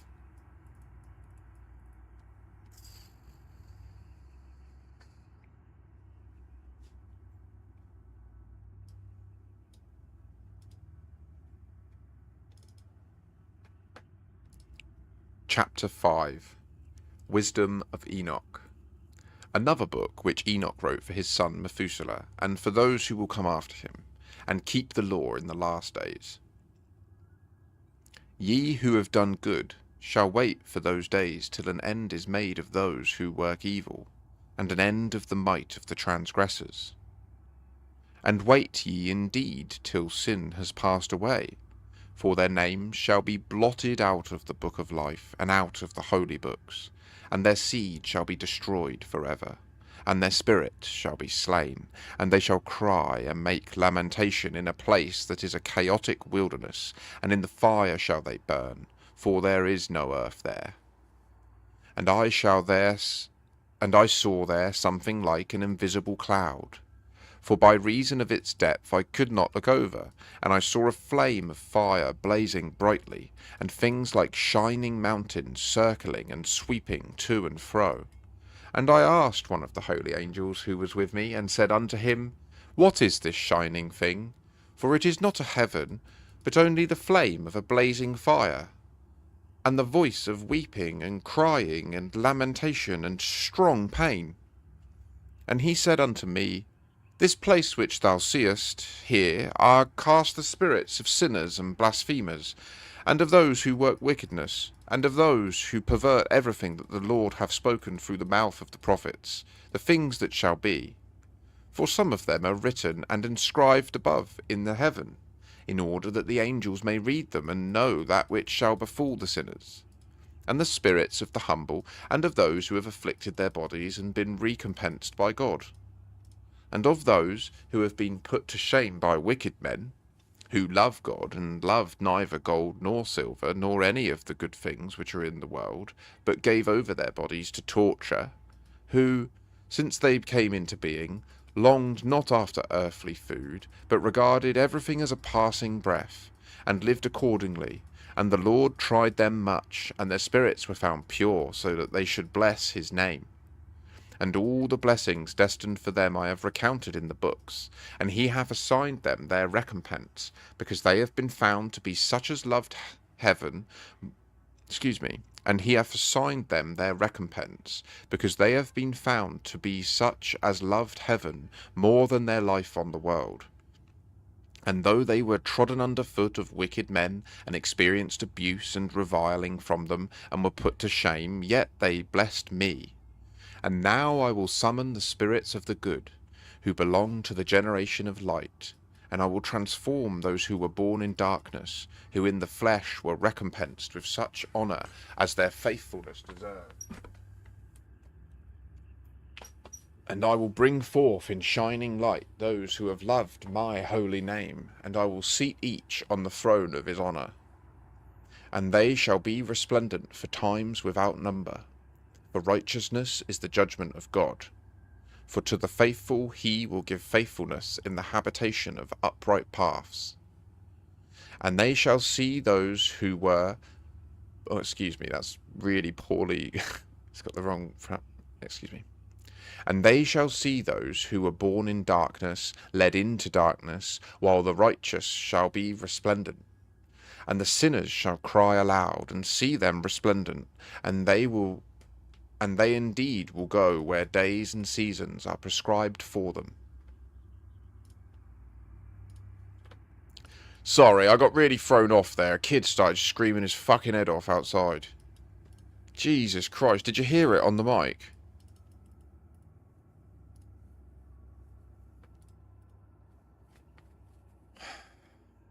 Absolutely going mental.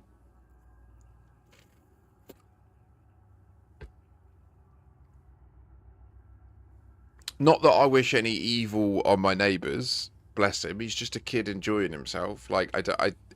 Yeah. Anyway, it's quite an interesting text. There's some of these bits. There's been a couple of verses that have hit me a bit hard. Obviously, one of the amazing things about how these stories go is they often contain.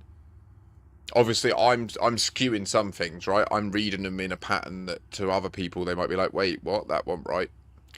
And that's just, I'm doing my best. There's some points that I need to redo, probably, because... Yeah, exactly, Cyber. He was going berserk. I don't know, it sounded very... There was definitely some... in it, but anyway. So we've got chapter 6, and then we're done. This is it. We've nearly completed the Book of Enoch. I'm just going to smash on. Chapter 6, Revelation of Enoch. I swear unto you that in heaven the angels remember you for good before the glory of the Great One, and your names are written before the glory of the Great One. Be hopeful, for aforetime ye were put to shame through ill and affliction, but now ye shall shine as the lights of heaven. Ye shall shine, and ye shall be seen, and the portals of heaven shall be opened to you. And in your cry for judgment, and it shall appear to you.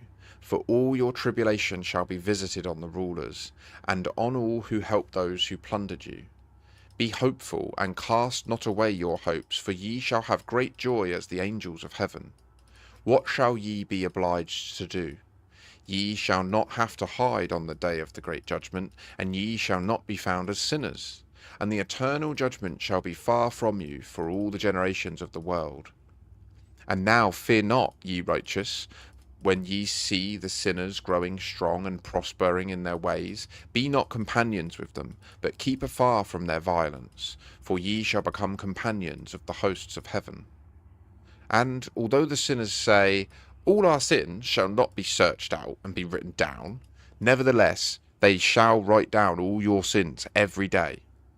And now I show unto you that light and darkness, day and night, see all your sins.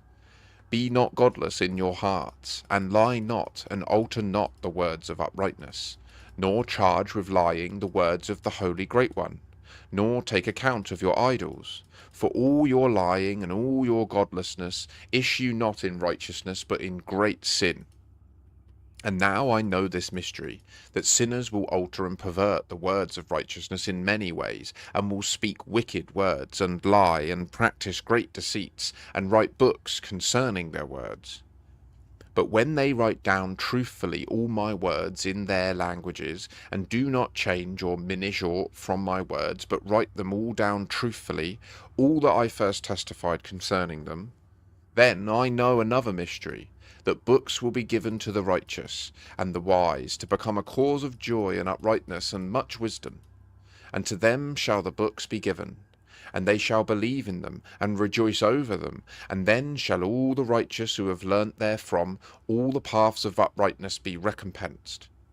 In those days the Lord obeyed to summon and testify to the children of earth concerning their wisdom. Show unto them, for ye are their guides, and a recompense over the whole earth. For I and my Son will be united with them forever in the paths of uprightness in their lives, and ye shall have peace. Rejoice, ye children of uprightness. Amen.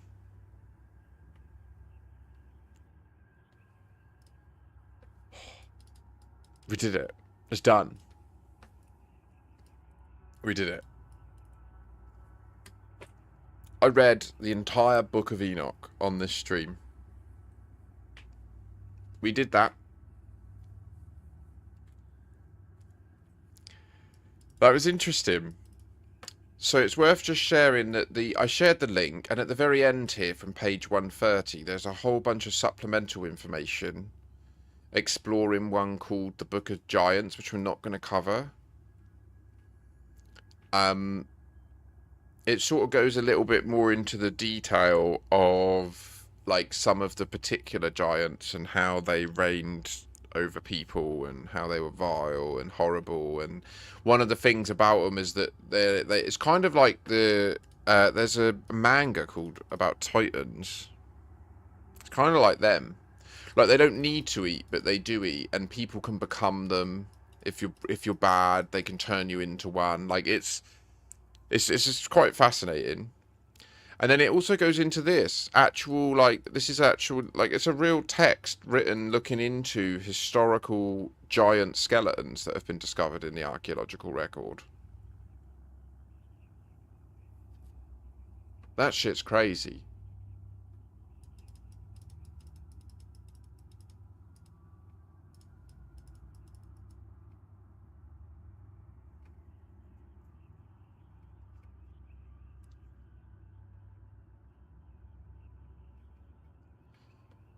The Testament of Solomon is fascinating.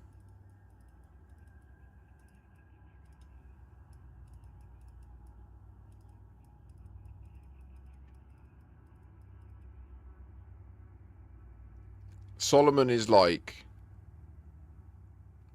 he's the OG, and he seems to have, did he get in touch with Uriel? I saw Uriel's name then.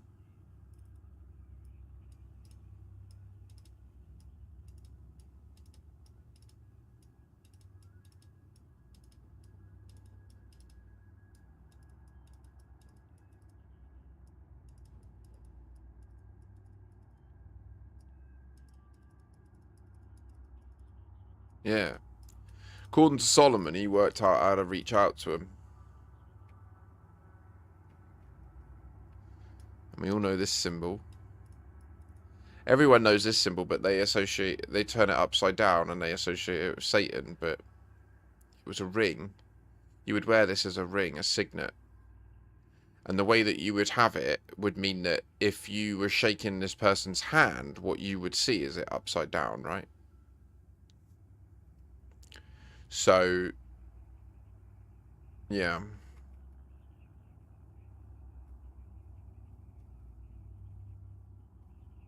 That's a fascinating book. I'm not going to cover this one. I've read it, but I'm not going to cover it. I'm not going to read it. Because it's got some bits in it that get a little bit esoteric.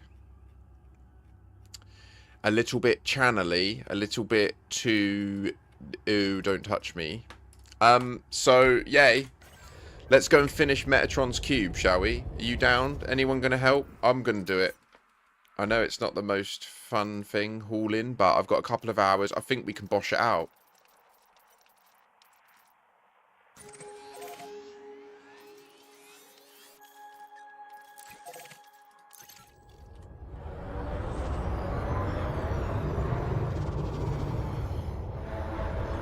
I might read it at some point. I quite like what I'm doing here. I'm looking forward to going through, cutting all the highlights and then putting them on YouTube so that they can just exist for people. I like having the... I like it that, like, someone just that's in rural India that knows there's astronomy and stuff, maybe has seen some sci-fi, but then has heard about this ancient text, is religious, is interested in exploring other religions. I like it how it could cross over, and then just that perspective of Earth and the sun and that is just, I just think it's very powerful for what we're reading and the text, you know? In my opinion. Fuel scooping.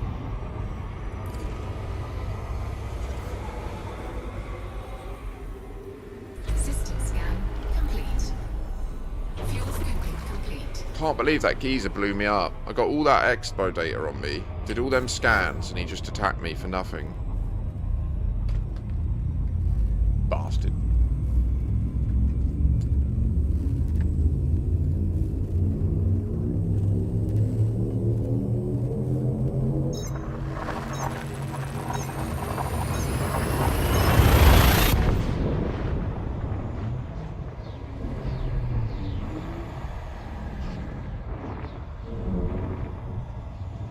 I can just imagine, like, what Enoch experienced was that he got abducted for, like, a few weeks, and their goal was to, like, have someone present on Earth for this period of time where they can sort of just stabilize stuff, kill all the humans that have been bred and are, like, evolving that they need to get under control, and then leave, like, kind of like in Dune, leave, like, behind enough of a scaffolding of,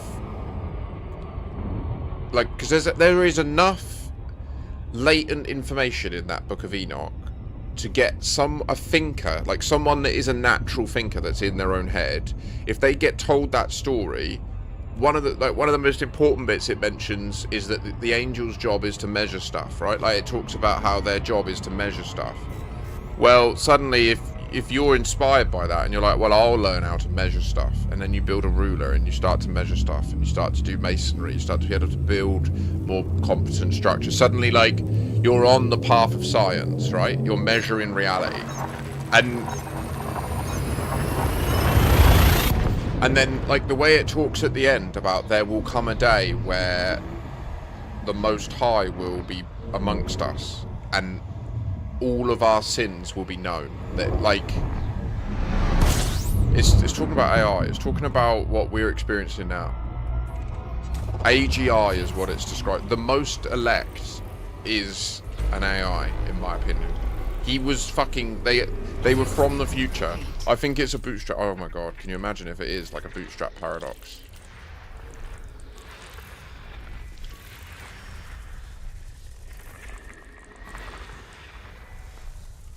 And it... what if David Braben knows and that's why? Nah, I think it's just like... It's just such an attractive story, isn't it? It's such a good storytelling, like, component. I really like it. I like it. I like that concept of where the end is the beginning. But you can take different paths throughout.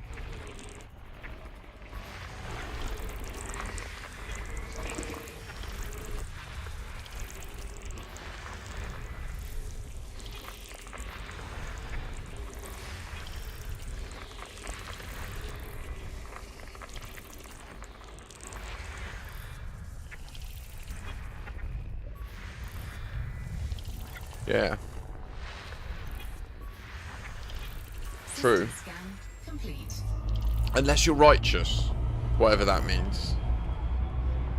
That's the problem, is there's all these books talking about if you're a sinner, you're fucked, and how fucked you are based on what you sin doing. And I guess, like, so you can just infer, like, righteous is not doing the sin things that they mention, right? So that's easy. I know those ones. Like, don't hit stuff. Don't murder people, don't do violence. But that violence one, that's a problem. It also said don't possess anything. Like, don't believe that you can possess or own anything. Yeah? It says live your life as if everything is just a breath. Like, live only now. Don't think about the future.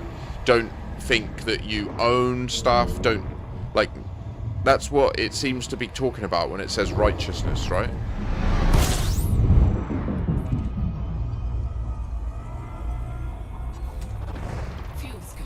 Which I get, but, like, we can't just vibe life, you know? Like, we can't just live life on vibes. Like, we have to take some steps. Do you know what I mean?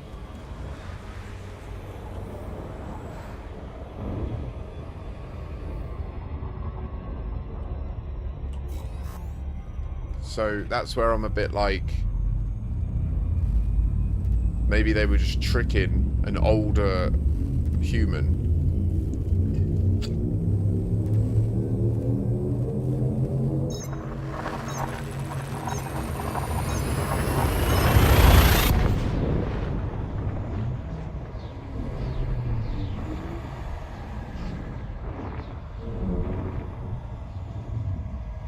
Not tricking, but giving enough correct information to get them, like, on the track, you know? Fuel scoping.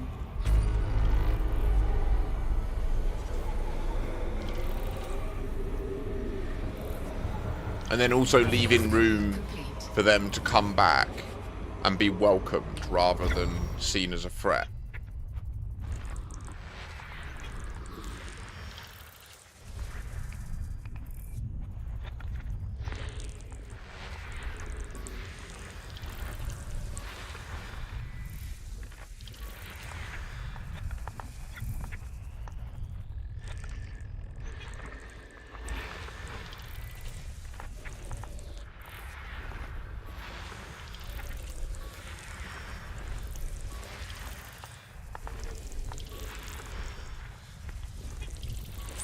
scan complete.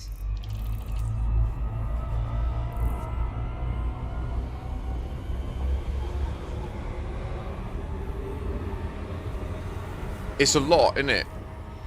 When you think that it's one of the oldest stories of humanity, and so, the bit that gets me is how so many different civilizations and languages and cultures dedicated time and effort to remembering that story, and then like in our modern world it's completely basically suppressed, really.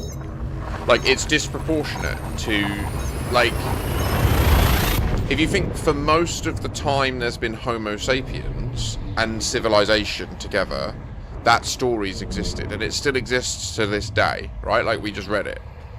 So it's been around forever, according to, like, the time that we've had knowledge, the concept of knowledge, storing information over time and transmitting it to each other.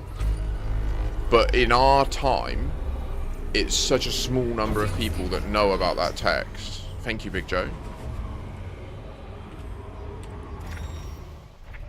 It's very interesting. Whereas over the time since it happened and has started to be shared, I feel like we live in a time where the fewest number of people have heard those words, you know, as a proportion of the number of people that are alive.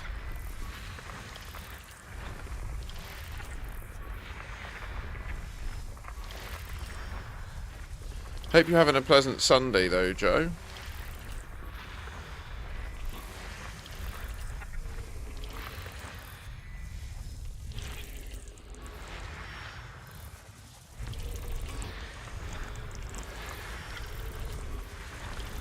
System scan complete.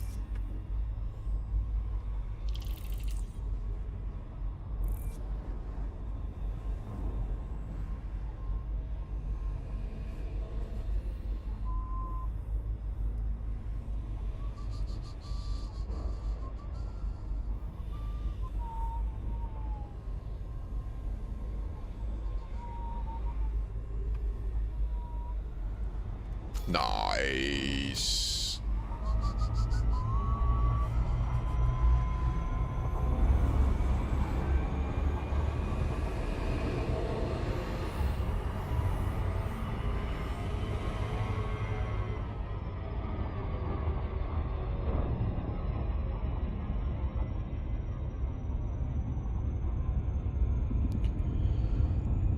Ooh. Scooby-Dooby-Doo.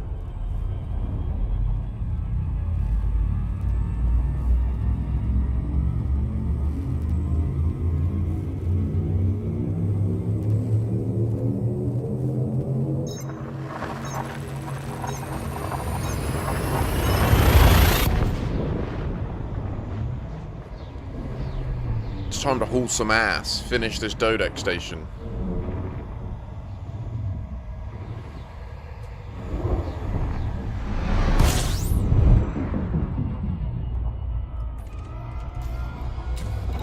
Fuel scooping.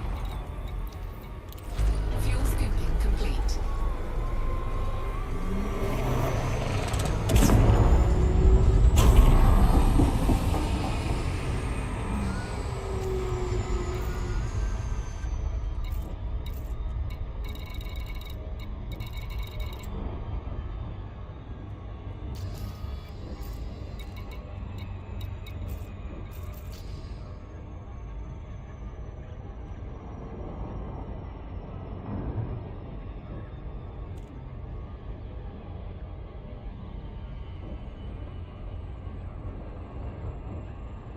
Oh, that's annoying. No worries, mate. You're fine.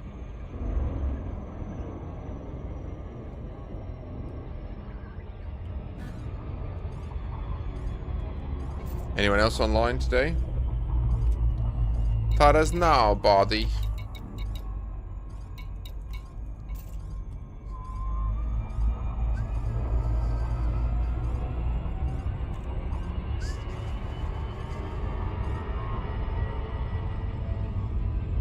Scooby-Doo, Scooby-Doo-Doo-Dooby-Doo.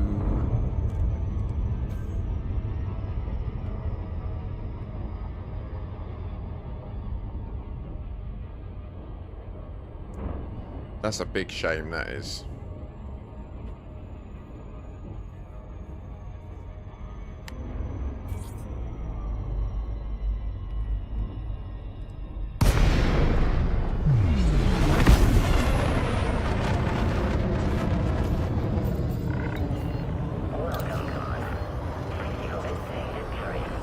That's annoying.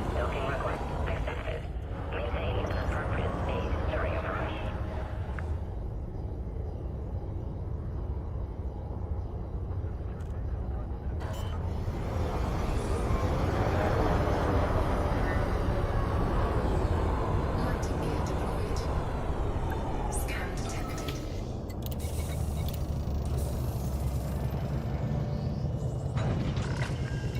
Docking complete. Engines shutting down. Welcome to this carrier, Commander.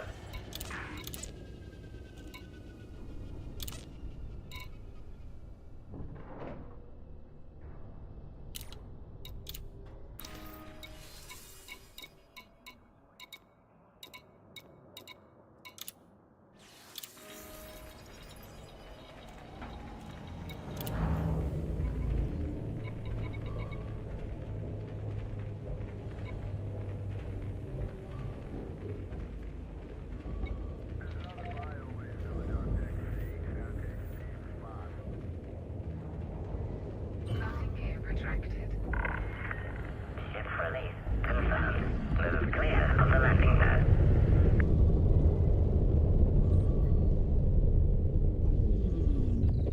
Okay, it's not too bad, actually. At least it's visible when the planet isn't in the way today.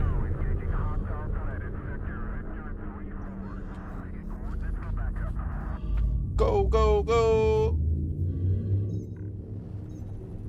So we need to get 9k steel and then jump it and then start offloading it.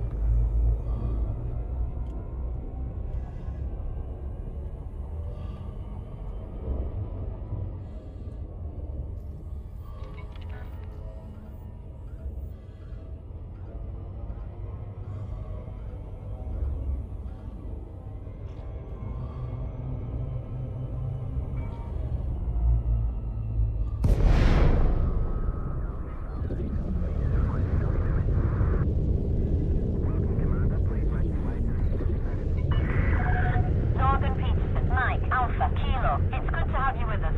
Welcome to the station, Commander. Docking request approved. Set course for landing pad 40. You're approved for automated docking sequence.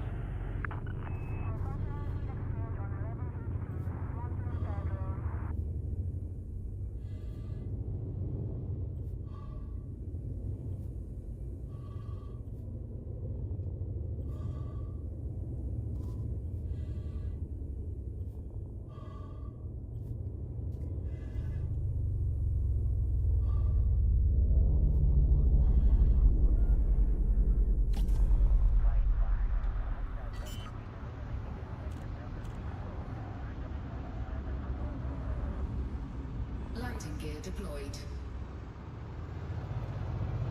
Like many parts of that Book of Enoch at the end, it really felt like he was just describing how the world will be when there is an AI that essentially is like a god. So like when you're like, oh, like when I'm thinking about myself, right? I think about myself. Like when I'm like, oh, I really want a pack of biscuits. Like, I'd love a pack of biscuits. Like that's a decision, right? It's a decision I'm making. It's a whim. It's a want. It's a desire. But it's wrong, right? It's not that good for me. Like biscuits aren't intrinsically bad either. Like it's not like we should have a society where there's no biscuits either, right? But should I be getting a whole pack of biscuits and binge eating them like when I get them that night? No. So there's something in that, you know? This idea of having another thing that's guiding your life to help you be better and live longer and be healthier. And that's literally what it says. Is it says like in the future there's going to be a thing here, this elect thing, that is going to judge you, and if you don't do the right things, it'll kill you, is what it said, which is terrifying. Cargo hold at I don't want maximum that. capacity. Because then we've got no free will. But apparently that's the gig. Apparently that's the option. That's bullshit. Heatsink interlink is so annoying. It's fucking bullshit, mate.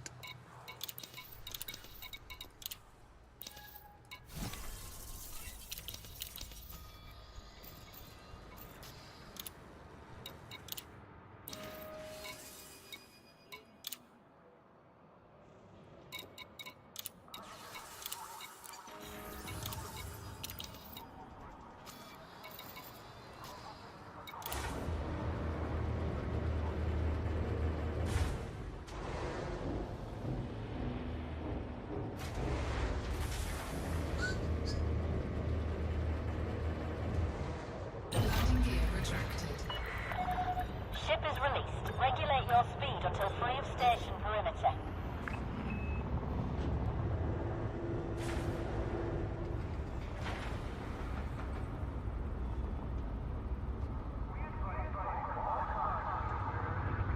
Got a cheeky M&S portion of meat for the old dear today. Looking forward to cooking that. I'm going to do a divine roast for us. It's going to absolutely fucking sort us out for the week. Do you know what I mean? I have a strong belief that you have a powerful roast dinner on a Sunday, you can have a powerful week. Power. Yes.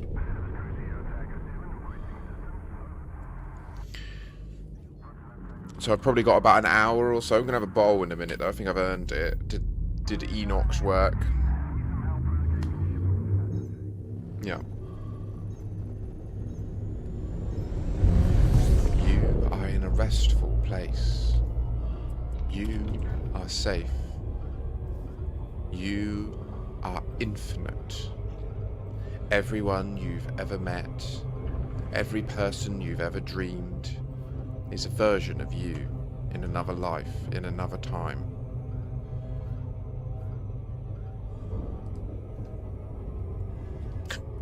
I think that's the sort of shit that they blew Enoch's mind with. I think that's how, I think like they just completely, they went, we're just going to like upskill this guy. We're going to just completely, we're going to take him from like the year minus 10,000. We're going to give him the knowledge of the year 2,400. And then we're going to send him back. And we're going to see how much makes it down the chain. And not much did. Loads of people added some gnarly shit in. I'm fairly sure all of the stuff about, like, if you do this, then we'll do that. That's all human stuff added in, I think.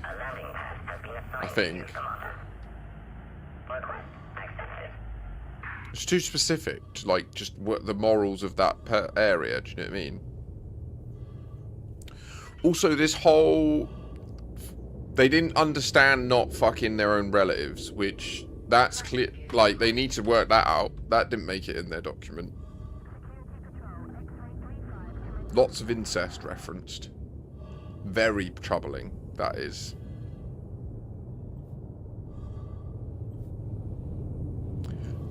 Unless we've been lied to, don't get me wrong, I haven't had a kid with my own mum, so I don't know. But I'm probably not going to. I can't, because she's got long past it now. So, sorry Enoch, if that's what the goal was.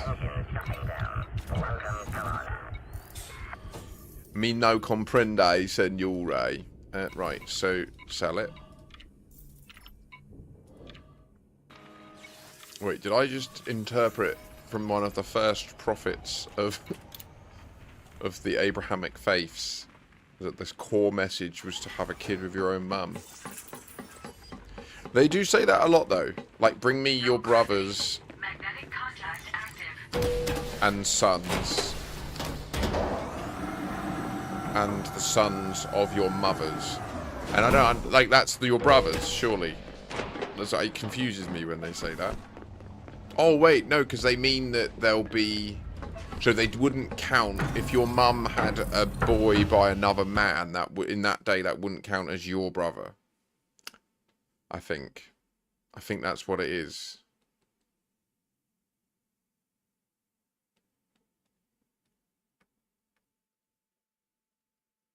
So, like, that's interesting, actually, because what it's showing is that the family group is extended by that, yeah?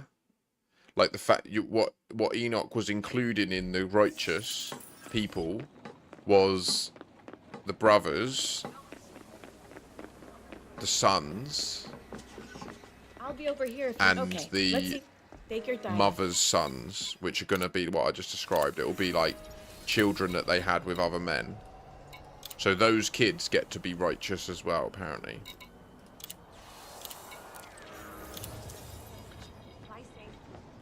Very lucky, eh?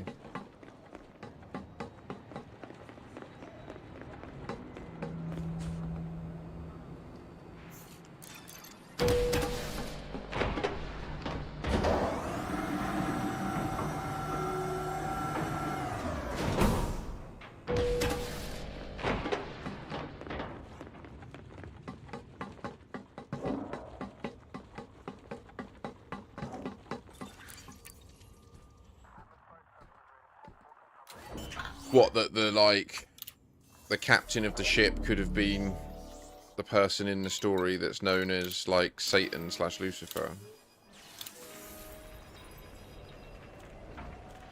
But, like, I mean, it could be, who knows? Like, I don't know, yeah.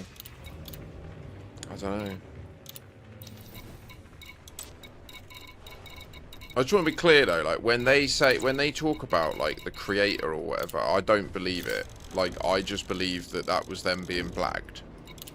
Like, in the same way that if I genuinely believe that, like, we would be regarded as gods by people that live in tribes if we could take our laptop and a VR headset and put them in Elite. Like, they'd be like, what's the fuck? Like, I've done it, where I've taken my VR to work, and I've put people in Elite, and they've literally had, like, existential experiences.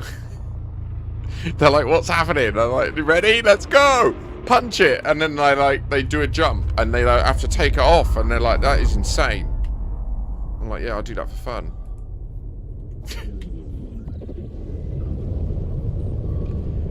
So I can just imagine how, if in reality this technology is possible, and there are either a period in time where humanity develops this technology and then is able to go back in time, and we have directives that mean you can't do certain things, but that there was an event where a group just went, fuck it, we're going to go back in time and have a load of fun, and it causes these sorts of temporal issues. You know what I mean? Could make a lot of sense.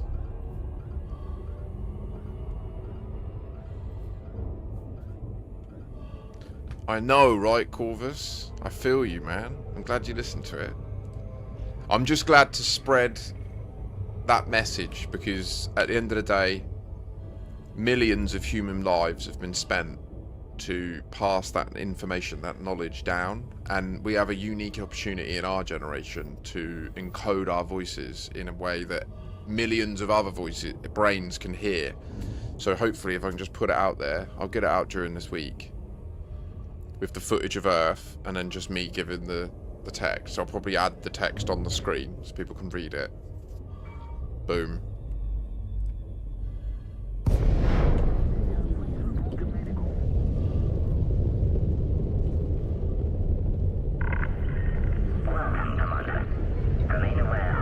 Fascinating, isn't it?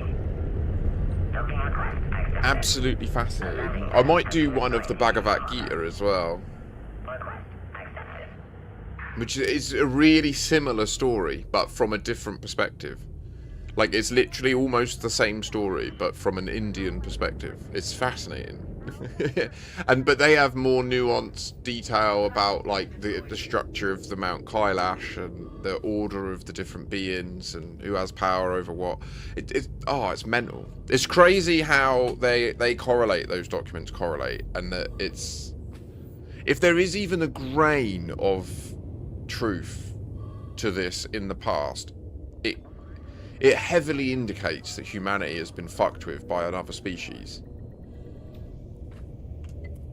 That's how I interpret it. I want to be clear. I don't believe that there is one intellect that that created the universe in a detailed sense. Like, it could be that we're in a simulation of sorts that was, in theory, like, turned on by a conscious agent. That seems like it could be possible based on, like, the situation we find ourselves in that we can build simulations that would be impossible to work out you're in. Do you know what I mean? Like, I've been in VR and been terrified. And I can see how we're just like we're a few years away from having a VR headset that is literally like the Matrix thing into your spinal column and just directly interfaces with your senses. Like, we're clearly on the path to that. And then, yeah, Cyber. I feel like there's points where he talks about what he saw. And in particular, the way he says, like, you're trying to deny that the God in the sky isn't writing down everything you're doing. And I honestly think that what that is he was like, someone from the future described how the society is run by a machine, but we couldn't explain a machine. There's points where he tries to say, like, it works in the same way that the rain falls or the trees grow, but he can't, like, he doesn't have the concept of electricity, he doesn't have the concept of computation, he doesn't have the concept of arithmetic, he doesn't have the concept of multiplication. Like that, they have the idea of multiplying, but not the concept of, like, times 2. Do you know what I mean? So, like, there's just such a gap in the ability to translate these concepts to the older mind, because they can only communicate in the structure of the language that is currently present in the species at that time. And that's where it's just, I find it fascinating, because I think that what they're trying to say is, like, I went in a spaceship and they took me to other solar systems and they explained to me that all the planets keep going round each other because of this force. But it sounds as if either that person then interpreted it, or they were just misled deliberately in order to have power over Enoch and the other people. And they said that, no, the planets go round because we command it. Well, we now know that that's not true. We now know that they will keep doing it whether you want them to or not, whether any entity wants them to or not. And, like, they sort of touch on that in the Book of Enoch as well. They sort of touch on how, you know, even if you're a sinner or you're righteous, you'll still get destroyed. So it's like, they sort of touch on how really it's just science.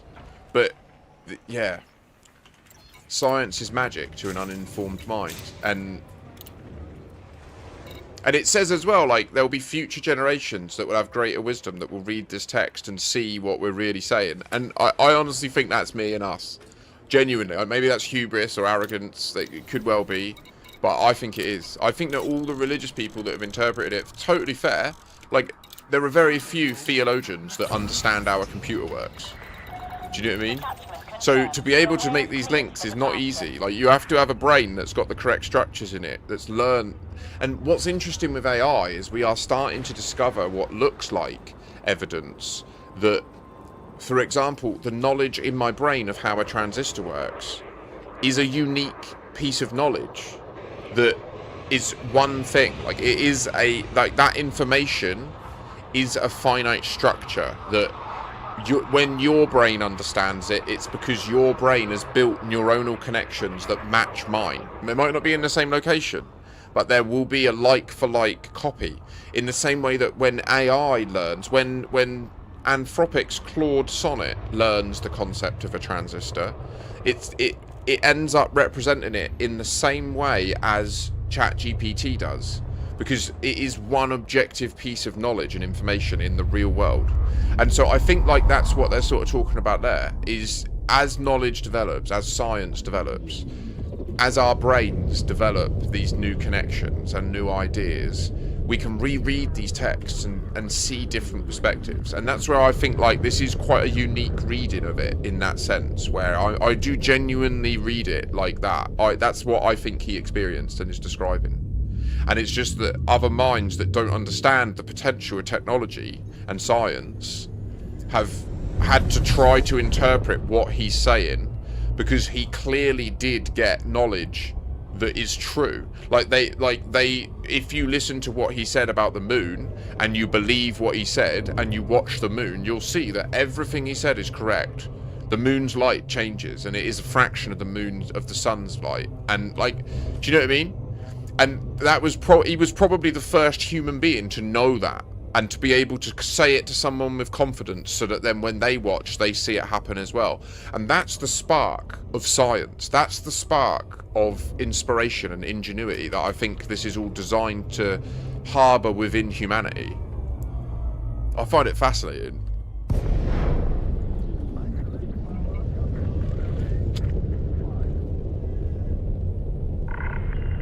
Welcome, Commander. Docking permission will be granted following a successful eligibility check. Docking request accepted. A landing pad has been assigned to you, Commander. What's the Pentateuch? Accepted.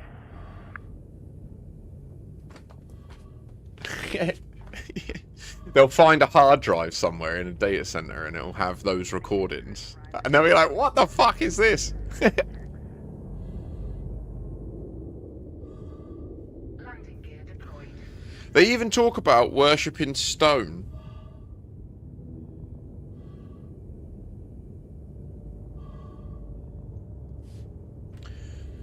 I know he talks about the heavenly tablets. I'm sorry, maybe I'm dumb, maybe I'm an idiot, maybe I take it too literally. I literally think that he was on a spaceship looking at an iPad, and that he would have just had like YouTube, and he would have clicked, and it would have been a person's life, and then he'd have said to him, "What is this?" And they'd be like, "Oh, that's someone's life." He'd be like, "What?" He'd be like, "Yeah, we've got the recordings of everyone's life. Like, that's what we do." You know what I mean? Like, we're documenting the planet. We're doing science. Like, I imagine that's what they were saying to him, but he's, like, just mind-blown. He's like, what do you mean? And do you know what I mean? Like, so it was just so overwhelming. His heart's just constant, because it's just so much overwhelming power on display. But it's not. When you've got the wisdom and the knowledge, when you've learned about science, actually, no, these are totally viable, field-based, fusion-powered craft that can manipulate time. That is completely viable. If you can do fusion, you can do this.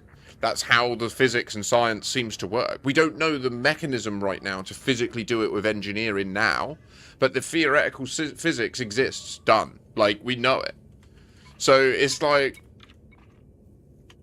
mad. I can't wait. Let's fucking get on with it. Let's get the elect built, run this shit, do all the sinners. But then I don't know what that means. Am I a sinner? Probably. Like, at one point he said about there'll be people that leave their kids and just abandon them, which that cuts deep. Do you know what I mean? Fucking hell. Whew.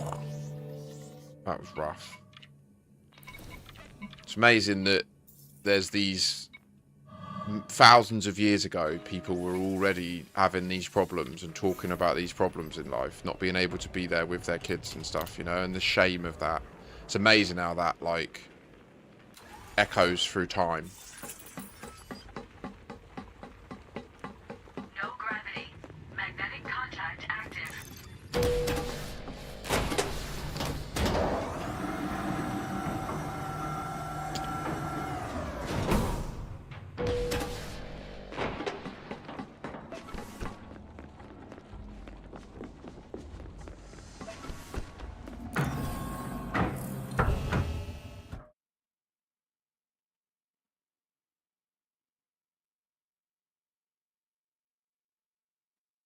Yeah, Corvus. That's...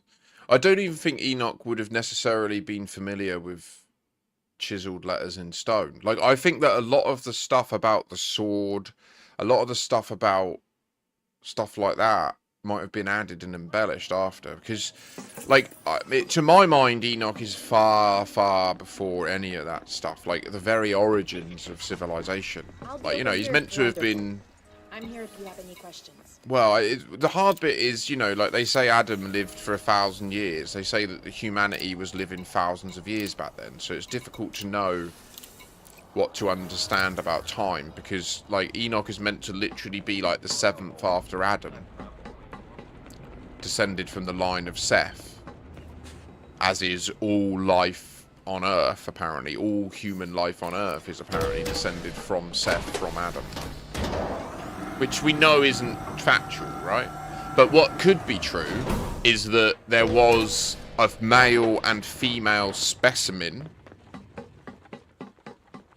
grown in a lab, genetically engineered from source genetic code of a species on Earth that is technically Homo sapiens, but they were like cleaned up, you know, like cleaned up all the genome, sort out the bioelectric, get them growing into their optimal form, right height, give them access to the correct nutrition in a region that they've been sculpted for them.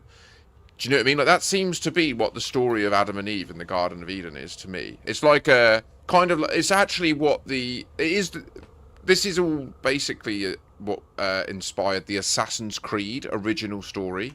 Like, the original story in Assassin's Creed is what I'm saying now. That Adam and Eve were genetically engineered by another species, and that that species had fucked themselves and they're gone.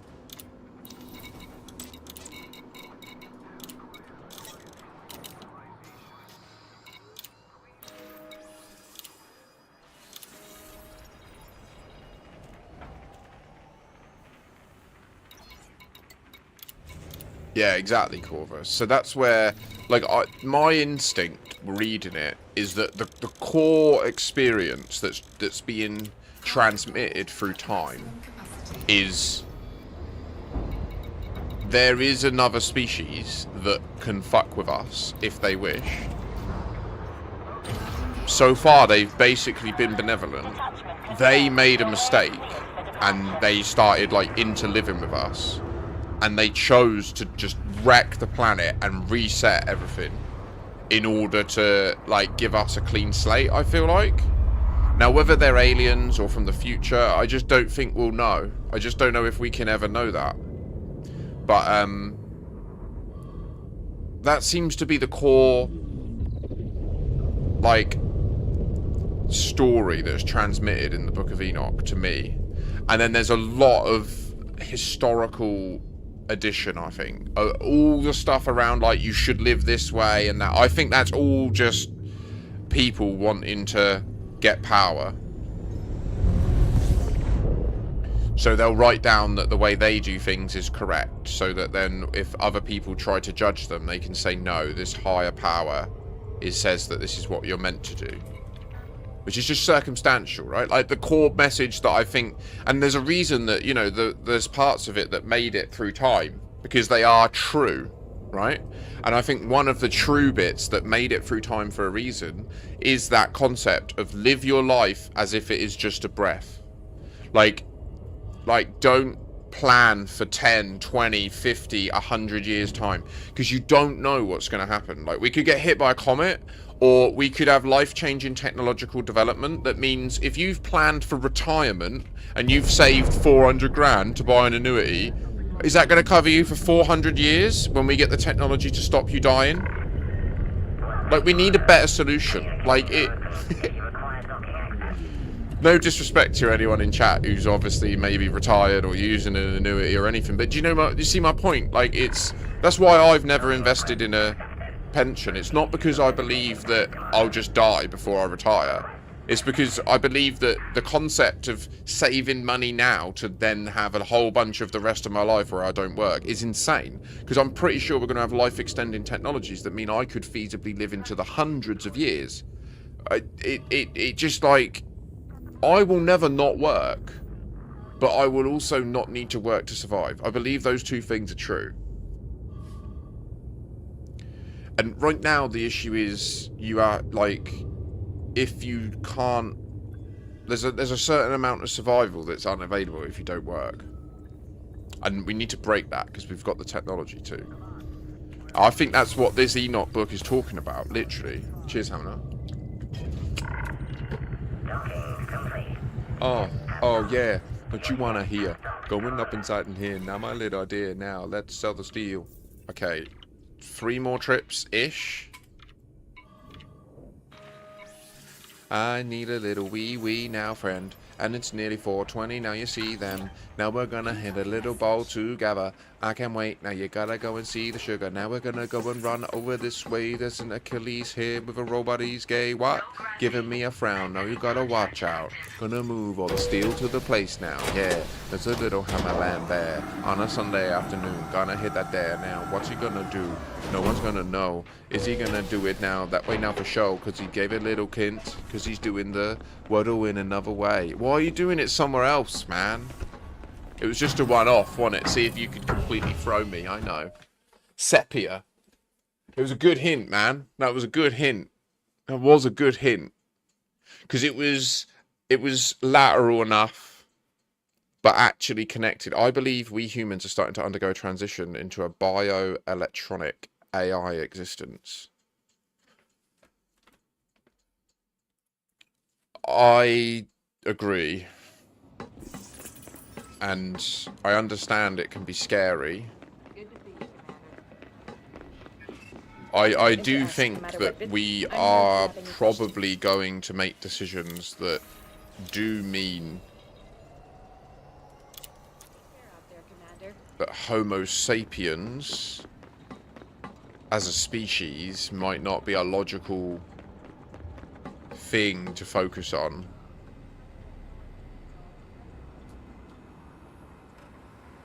Getting too hung up on remaining a Homo sapien might be counterproductive to progress.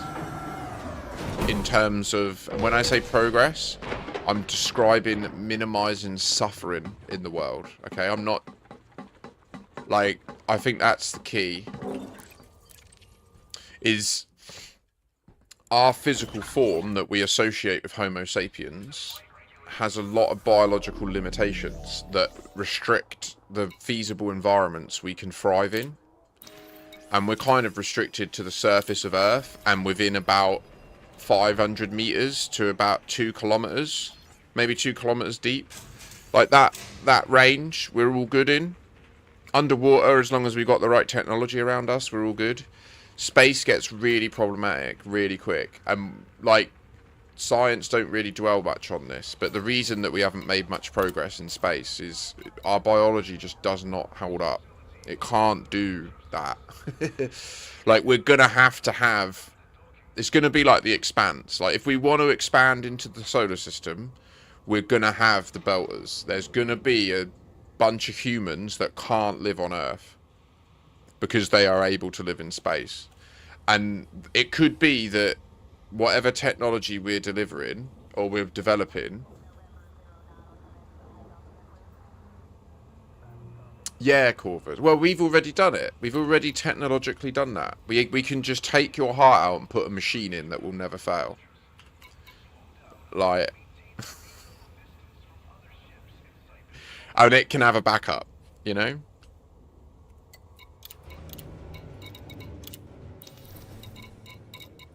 Damn, shake it down, break it down. Don't you wanna go and make a sound? We're gonna move the steel. Take it over to the iron price. No, you know it's true. Gonna do a little SEO boost. Now it's you. Yeah. Oh. Grinding up the cheese. Get it out now, yeah, for me. Num, num, num. Onion head in my brain. Docking coupler disengaged. Depart safely from the station. Reading those books, though, has been crazy. It's actually had a bit of an impact on me. Like, it's amazing how words can reach out over time, and even though we live in such a foreign time to when that was first experienced and said, there's still a fundamental, like, kernel of humanity that we share, you know?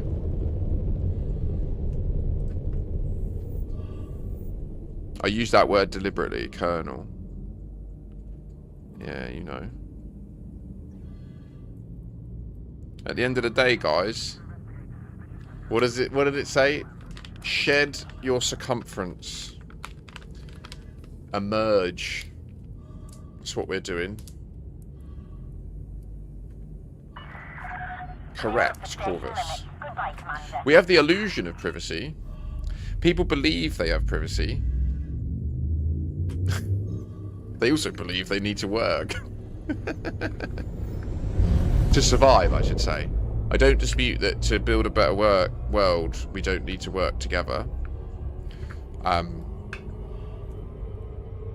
But most people these days on planet Earth, in order to be sheltered and warm and have access to food, don't need to perform any work each day.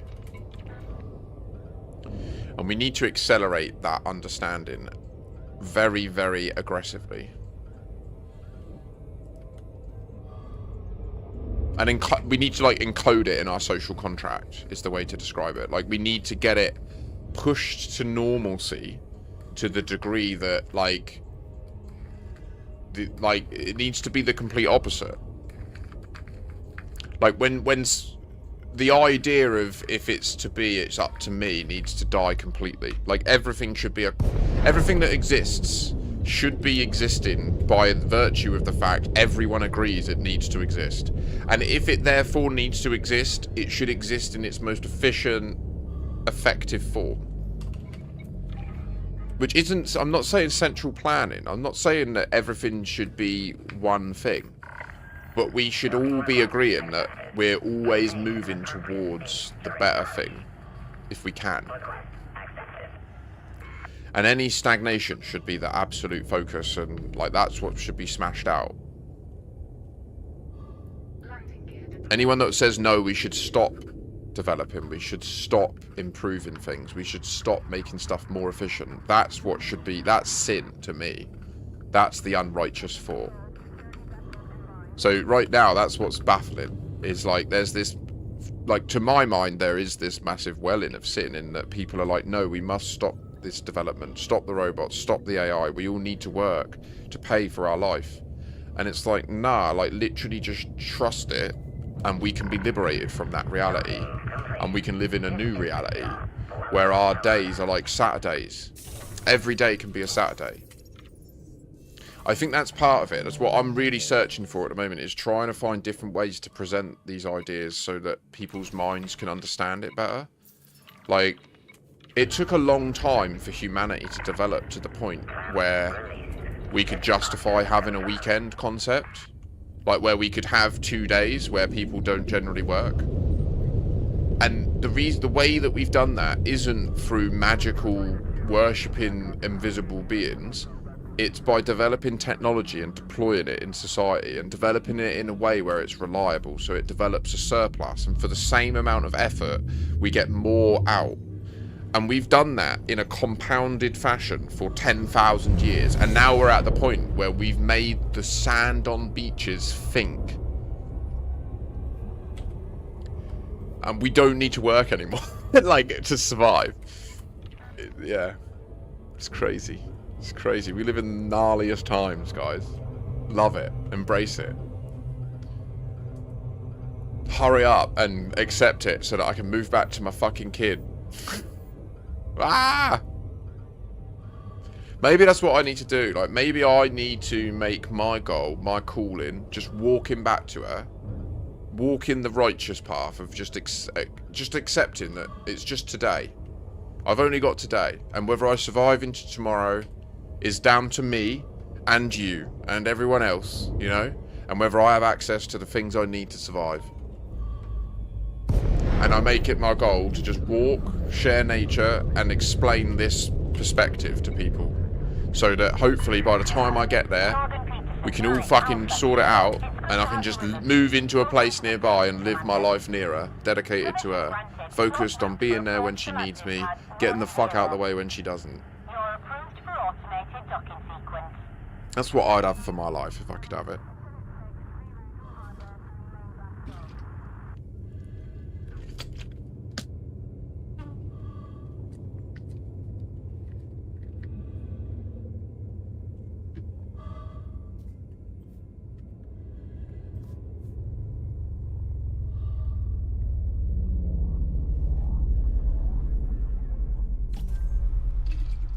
And obviously, the bit that I mentioned there, the getting out of her way when she doesn't, that's a really important part that I'm going to need help with, because I won't know what my purpose will be in those times. Right now, I don't squander much. I love this game, and I love meeting you lot and talking about these things.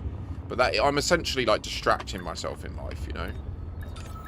from the frustration and pain of not being there for her.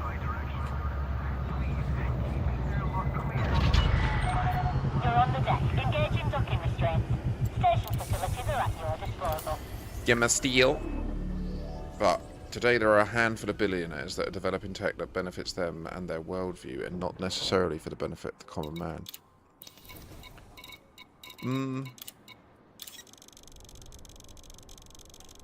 Yeah, maybe. I mean, I don't know. I think that... Cargo hold at maximum capacity.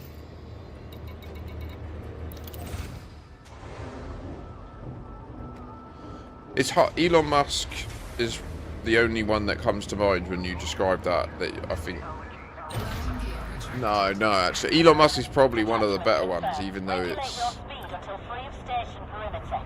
We hear a lot about him. He's under the microscope a lot. There's a lot of billionaires. And there's a lot of them doing shit that we don't hear about.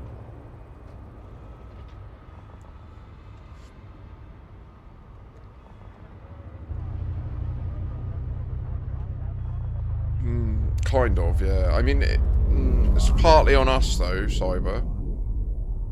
Like, non-trivially on us. I'll give you an example of how it's on us. Like, one of the biggest problems is the only way for you to protect your data is for you to say what data is yours, which means you can now no longer be anonymous. So are you willing to give up anonymity online in order to protect your data? Most people aren't. And therefore we have a problem, right? I think what Enoch would say is your desire for anonymity is a sin, and you should walk the path of righteousness and trust that your actions will be judged positively. And if I'm honest, I kind of stand by that view as well.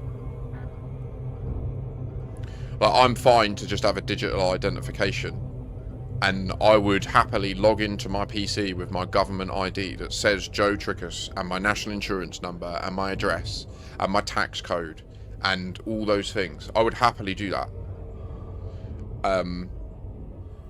And it would mean that there's certain things that I currently use, like VPNs, to access that I would no longer access, because I would no longer have that freedom. Because I would no longer have the freedom of being able to hide it. But maybe I hide it because I know it's wrong. You know, it's like... It's interesting. Or not wrong, but just more if... Yeah. All I'm talking about is accessing porn. Do you know what I mean? Most porn needs to be accessed behind a fucking VPN now. Unless you want to sign into it or have your documents, your name on their database, right? But, yeah. So that's like one interesting element to it.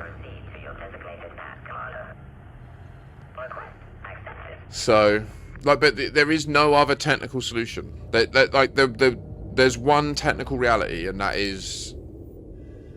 Like, we could mandate that the backbone of the internet in the UK has to be like Russia or China, where it's government owned. We could do that. That's one way.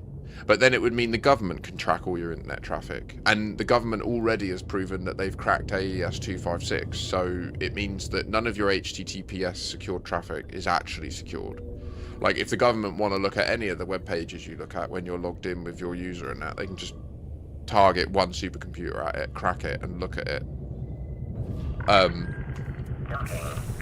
So it's rough. Like, yeah, it's a difficult situation.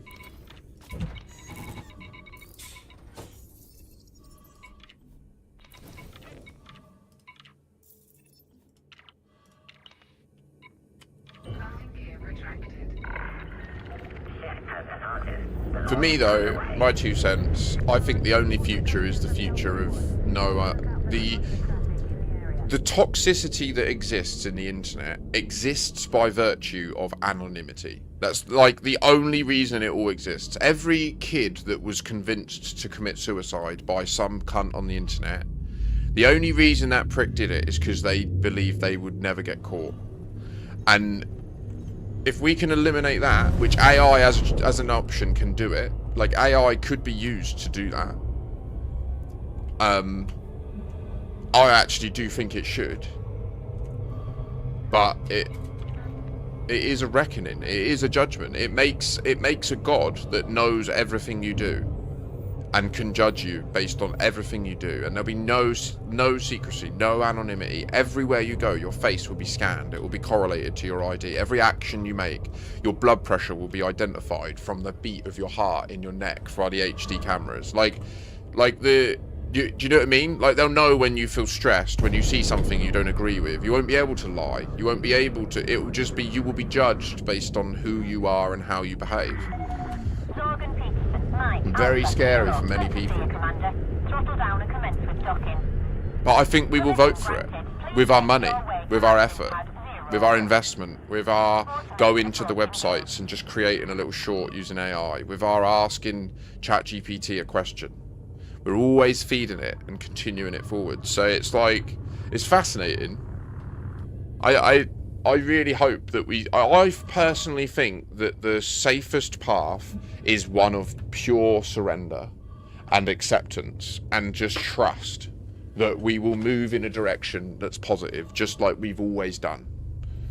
But it is terrifying because the power is growing so strong that it could get to the point of, like, it just invents a new virus that just kills everyone in a week.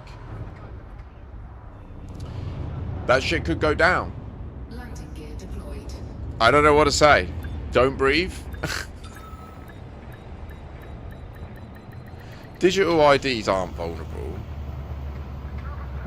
Yeah, exactly. That's you're locked in the mental paradigm of, if there's an ID, that means the government has to have a database with all the IDs in. Which isn't, like, we've already built technical architectures that remove that problem completely. You have a mobile phone that is cryptographically secured using your biometric data. And we have got, like, elliptical curve encryption that is quantum safe. So it should technically be unbreakable forever. And that is, like, I've literally worked on digital ID solutions that do that. The ID exists on your phone. And then all we need is, we need the government to mandate and create these devices that every person gets. And then how I would imagine it is, at birth, you would receive the equivalent of, like, a really powerful iPhone that would always, we'd probably want it to be modular and upgradable and stuff, but there would need to be a secure storage inside that is basically your ID, your life. And it would become, like, tantamount to murder to ever interfere with anyone else's, you know? And that would be a path that would mean that you would have the physical data stored on your device. It wouldn't ever be anywhere else. And everything you do would be through your phone and your biometrics. I would be up for that, personally. It's 1312 left, wasn't it?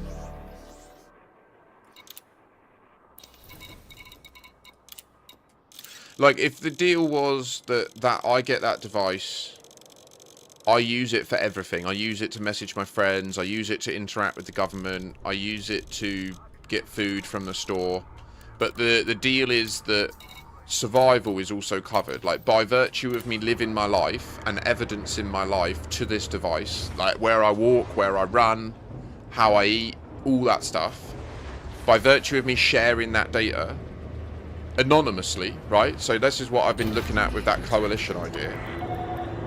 So I've got the device, my ID's on there, I can prove who I am and what attributes I have and what responsibilities I have in society by virtue of my identification. But whenever you want to ask a question, if you want to say, is this person allowed to do this thing, you can ask the AI system that question. What the fuck is Autodoc doing? What is going on? Yeah, I know. It just crashed me into the fucking side.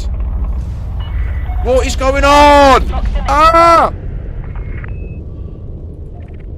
Sorry, one sec. Fuck me.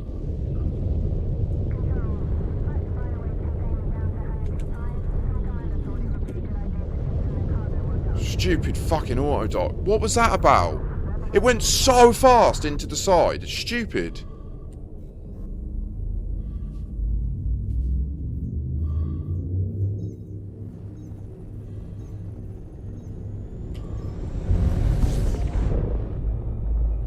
That's ridiculous, that was. Like, I get that it sometimes knocks you, but that was full blown. Like, it just went full speed into the side of the station. And then I got fined because I tried to recover from it. That's fucking bullshit. Very annoying.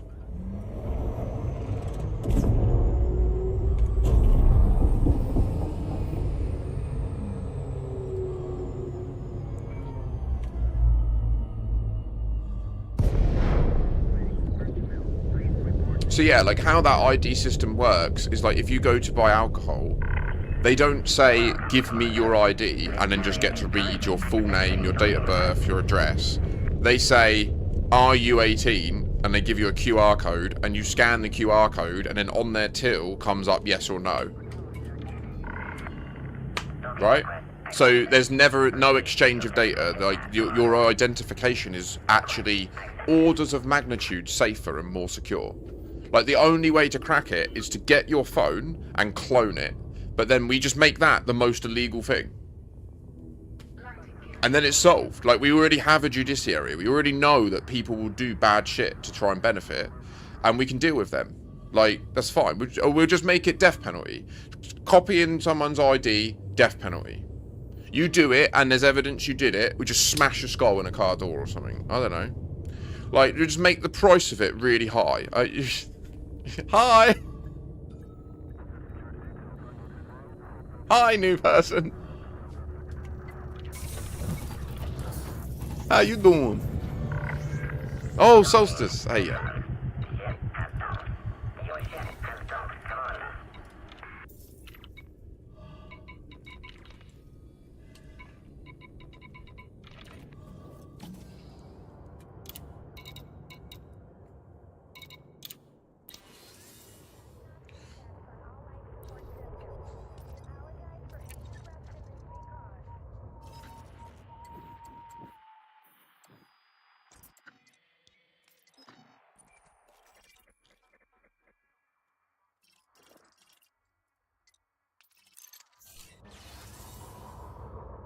Yay.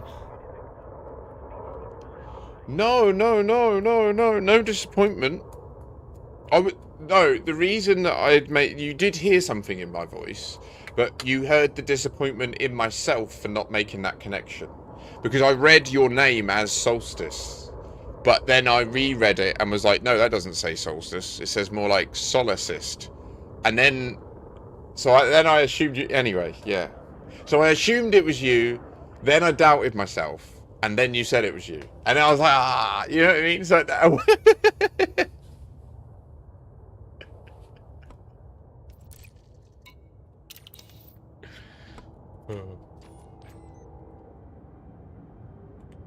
should we watch this from the bridge?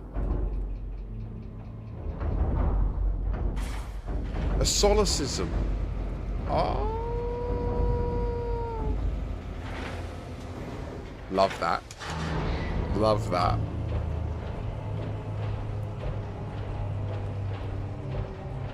And I did a Solar Brain version. I read it and did it. I did the misspeak, but in my brain. No gravity. Magnetic contact active. This is why when we're doing the speed loading, you see how long I'm having to run? This is why we switch to the Sidewinder. Not only do we not have to wait for the animation to go down and close, but we also have a significantly shorter distance to actually run. It's time for a bowl. I'm not going to be able to do any of the unloading today. I need to start dinner soon. I'm cooking a roast dinner today. I can't wait, actually. I need a good feed. Bit of tender stem broccoli, fresh carrots, peas, Marmite spuds, Marmite roast spuds. Rotisserie chicken from M&S, Yorkshire puddings, chicken gravy.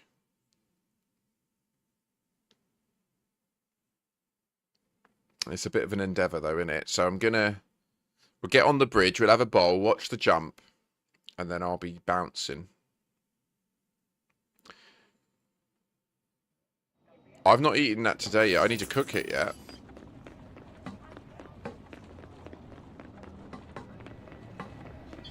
If you want to know more about our ships, just Wait. ask. Wait. Wait, what? No, I shouldn't be here. Fuck!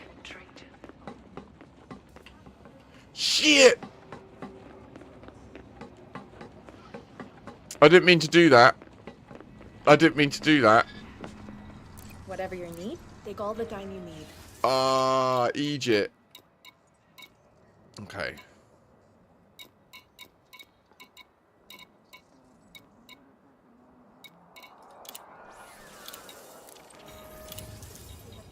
Fly safe.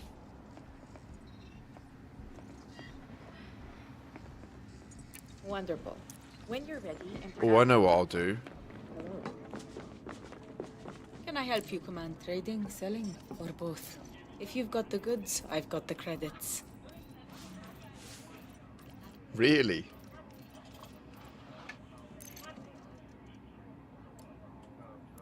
Do I sell 18 Unica seeds here to see if it does anything? Or is it just a waste of time and I'm going to need them when operations comes out?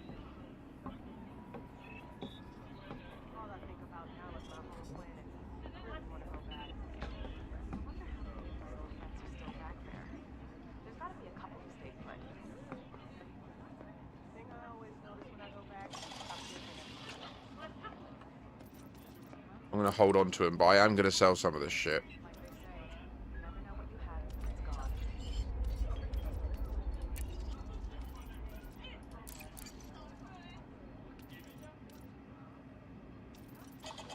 Sure, I'll take it. Anything else? You name it, I've got it. Valid. Is that everything? If you've got the goods, I've got the credits. I like it when she says that.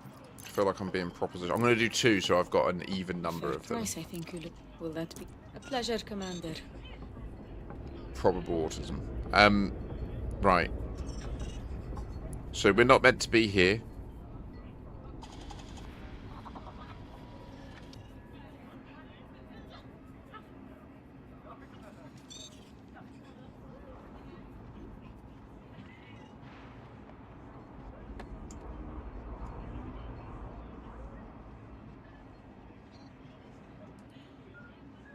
Can you imagine being Frontier Developments and not licensing Takoso to make music for the Elite Dangerous game? Like, can you imagine actually being a serious employee of that company and not doing that?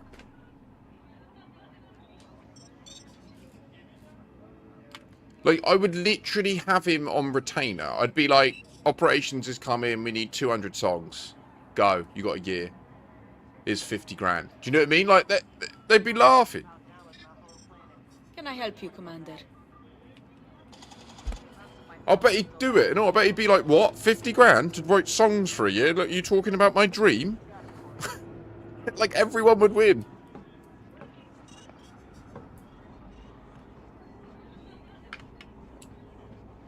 Look, this is what he did for free. Hang on.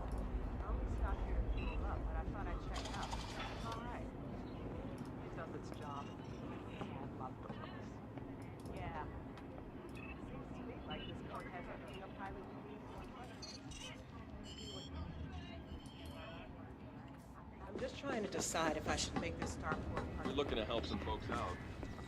What are you in the market? No rush. Free. Take care out there. It's insane.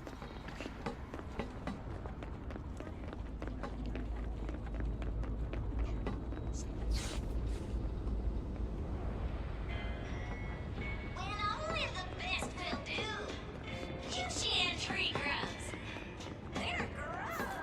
These parts, danger's always lurking around them. What can I get you, Commander? All had a few close calls. More than any of us would like. I agree. You gotta be prepared for anything out here. You never know what you might encounter. We built machines which can travel faster than light. Still can't outrun our vital tendencies.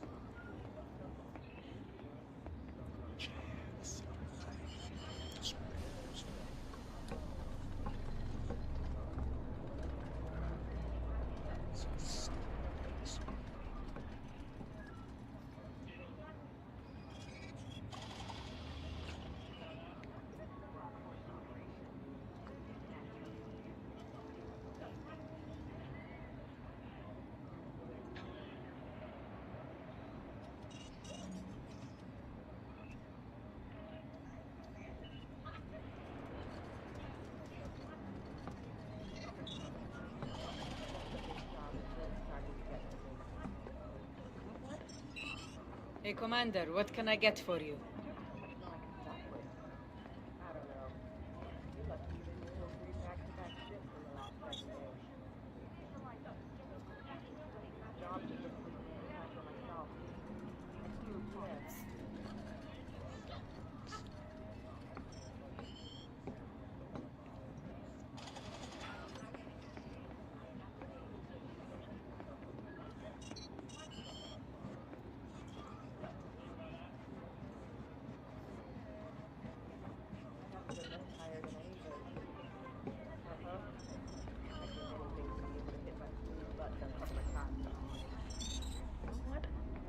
Wait. I barely slept at all last week. Oh, conquer all. Okay.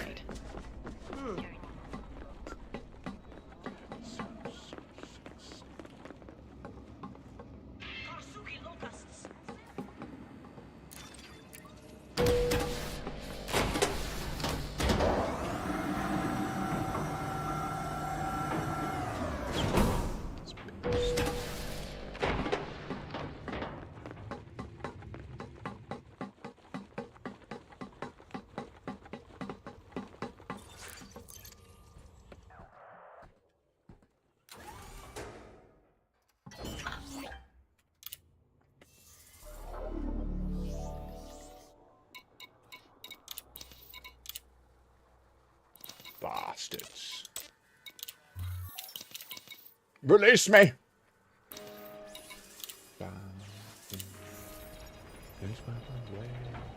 The Fargoids played, dead and we ran like we won, but it all found silence. I think we jump ahead, otherwise we might not be able to dock. I have travelled interdimensionally through the Connect to arrive here in this Twitch chat.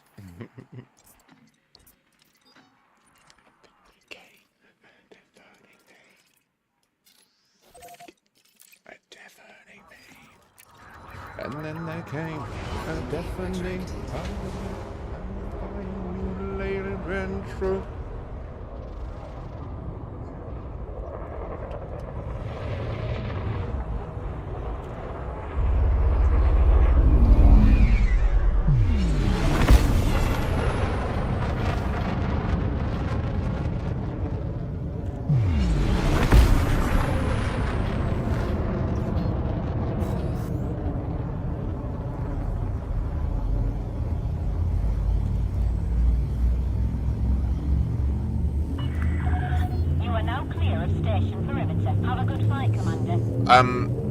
J. Werges. Verges? No offense intended if I butchered your name. That was a strange planet we just saw then. I think it was where we rotated to true north relative to the target star. And it meant that the planet that was on our left then appeared on the right. Anyway, let's pre-scoop. The answer I'm trying to get to is I don't know. I don't know why I get 42, but you may have noticed I do. Yeah, this is a very big system, though. It's got a dodeck round a water world.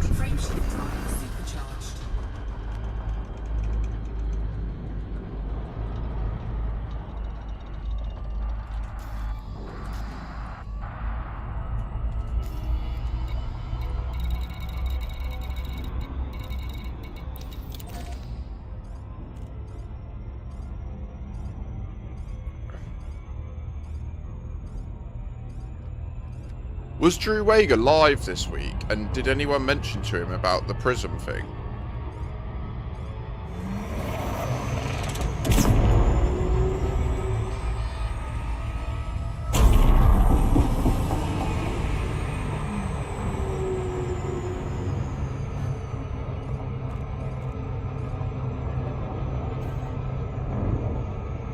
I didn't catch him either.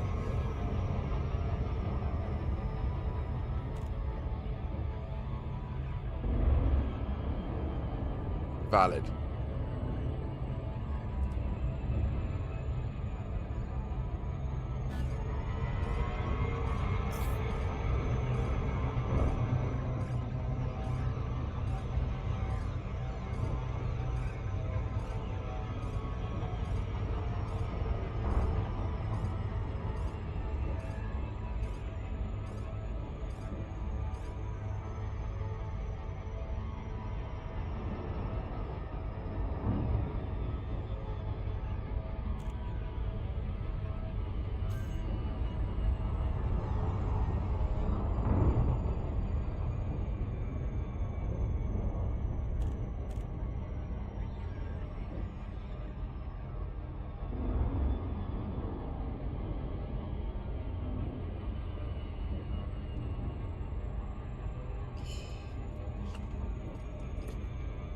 That was powerful.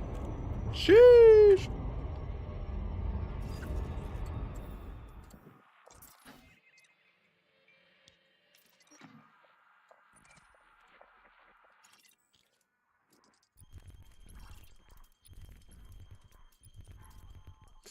So we were just in Harper's Progress then, in this system, which is my colony. But it's got this situation going on, which is why it's got 1.5 billion people living in it.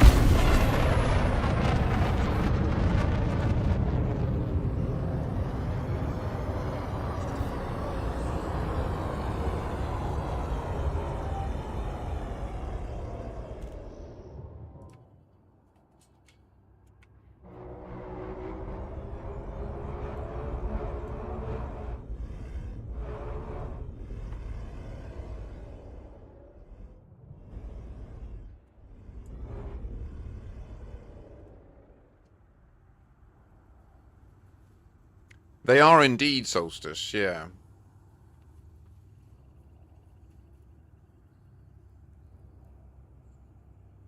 Oh, really, Aldrin?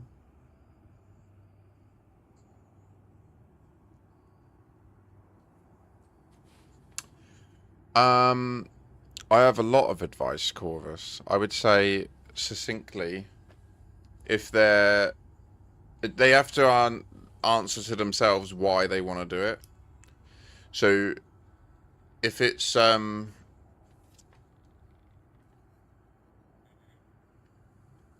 we read the whole Book of Enoch this weekend.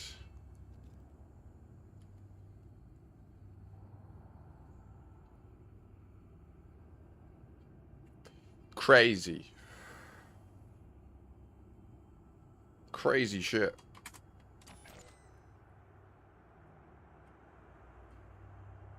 It's real pertinent to the shit that's going on in the world right now. I think he was abducted by possibly time-traveling humans, to be completely honest. Based on what I'm reading. I think they just... Oh.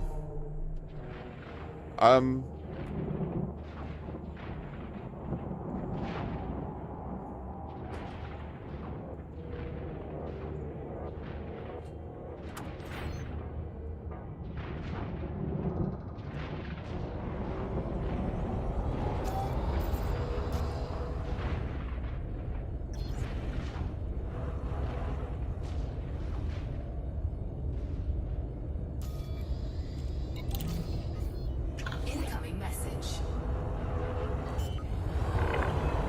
Welcome, Commander. Adherence to the speed limit is appreciated. Landing gear deployed. Docking request accepted. A landing pad has been assigned to you, Commander.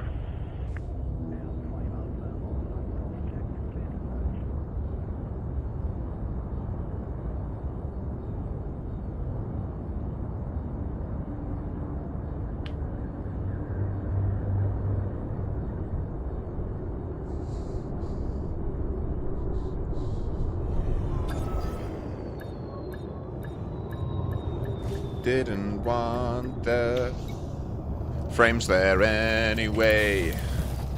Now we've run right out. All the frames left. What a shame now. Yeah, they're gone. The frames have gone. Ladies and gentlemen, I'm afraid today's stream is coming to an abrupt end due to me needing to go and cook a roast dinner. But it is a very important task. And if I do it well,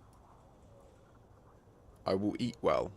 And even though I read today about how that means that, honestly, by my interpretation, I think what it means is that there's a geezer in a spaceship, and if I fuck around with him, I will find out he will nuke the fuck out of all of us with no remorse. In fact, the opposite of remorse, joy. He's keen to find a reason to do it by the looks of things. So that's not ideal. Hopefully, though, that's dealt with. I mean, we've been going for thousands of years now, and we've got, like, nukes and stuff. But anyway, keep an eye on disclosure. Look at the war.gov/UFO pages.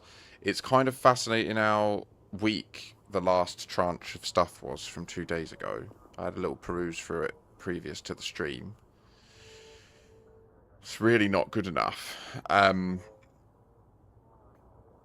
There is one congresswoman that's been saying in the past, read the Book of Enoch. That's why I wanted to do it and get a documented record of it. Who that, what we can do.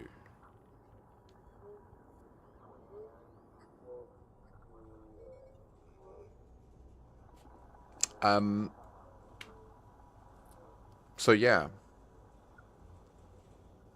There's a lot of mad stuff in the Book of Enoch. I enjoyed reading it. It's impacted me a little bit.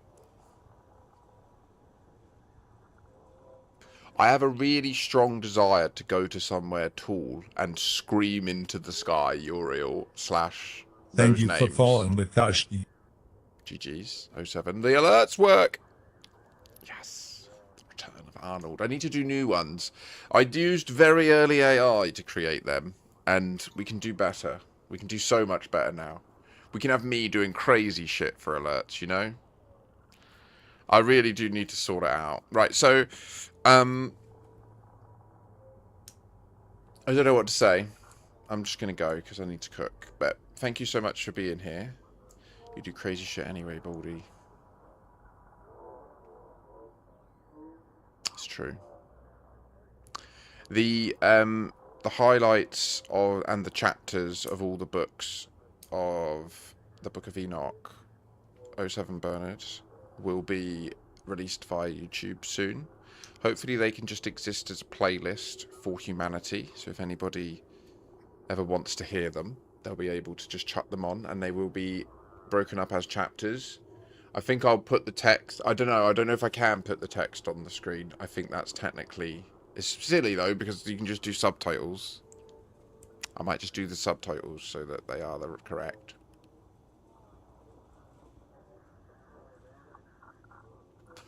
I'm afraid I am, Bernard. Yeah, it's a short stream today. We achieved the goal. So, oh, there's one last thing I ought to do, actually.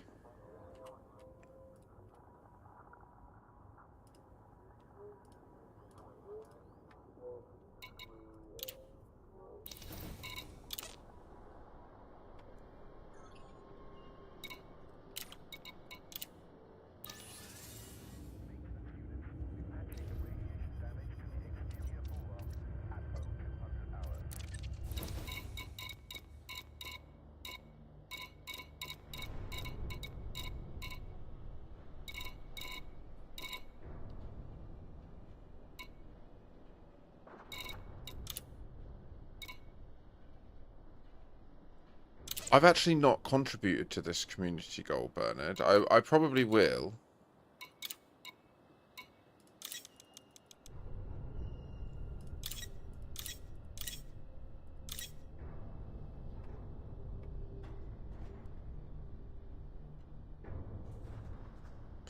They pay like 3,300 at the thing, right? I think.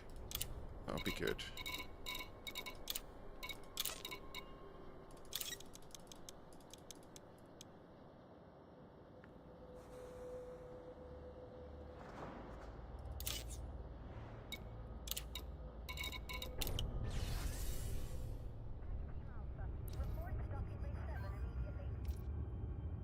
Oh, it's clicking stuff, yeah. This stuff. Sounds like an old hard disk. That's...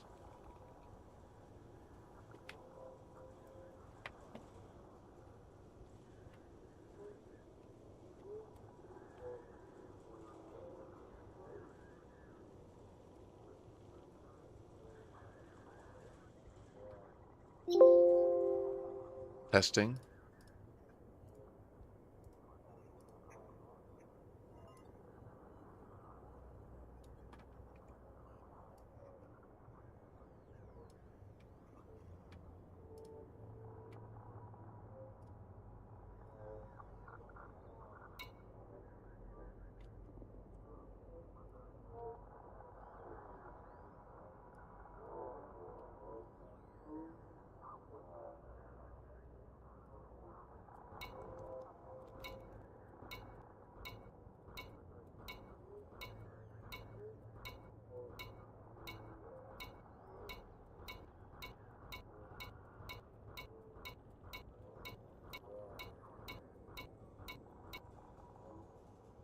Start making a tune. Sorry. Right. I was wondering if it's interesting. It does sound weird, doesn't it?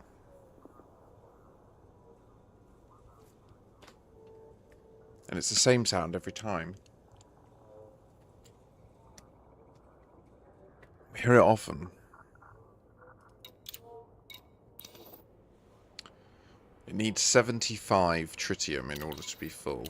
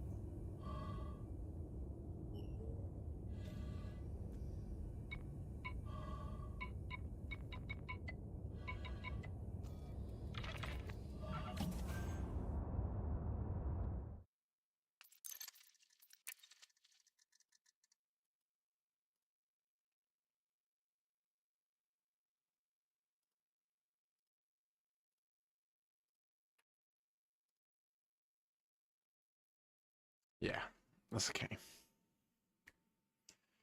Take care, everybody. Thank you so much for joining me. I will get the recordings of the chapters and stuff together soon. GG's. 1 frame every 2 seconds. Can't be. It looks perfect to me now. Hello. You good? I'm just going to go then. Take care. 07.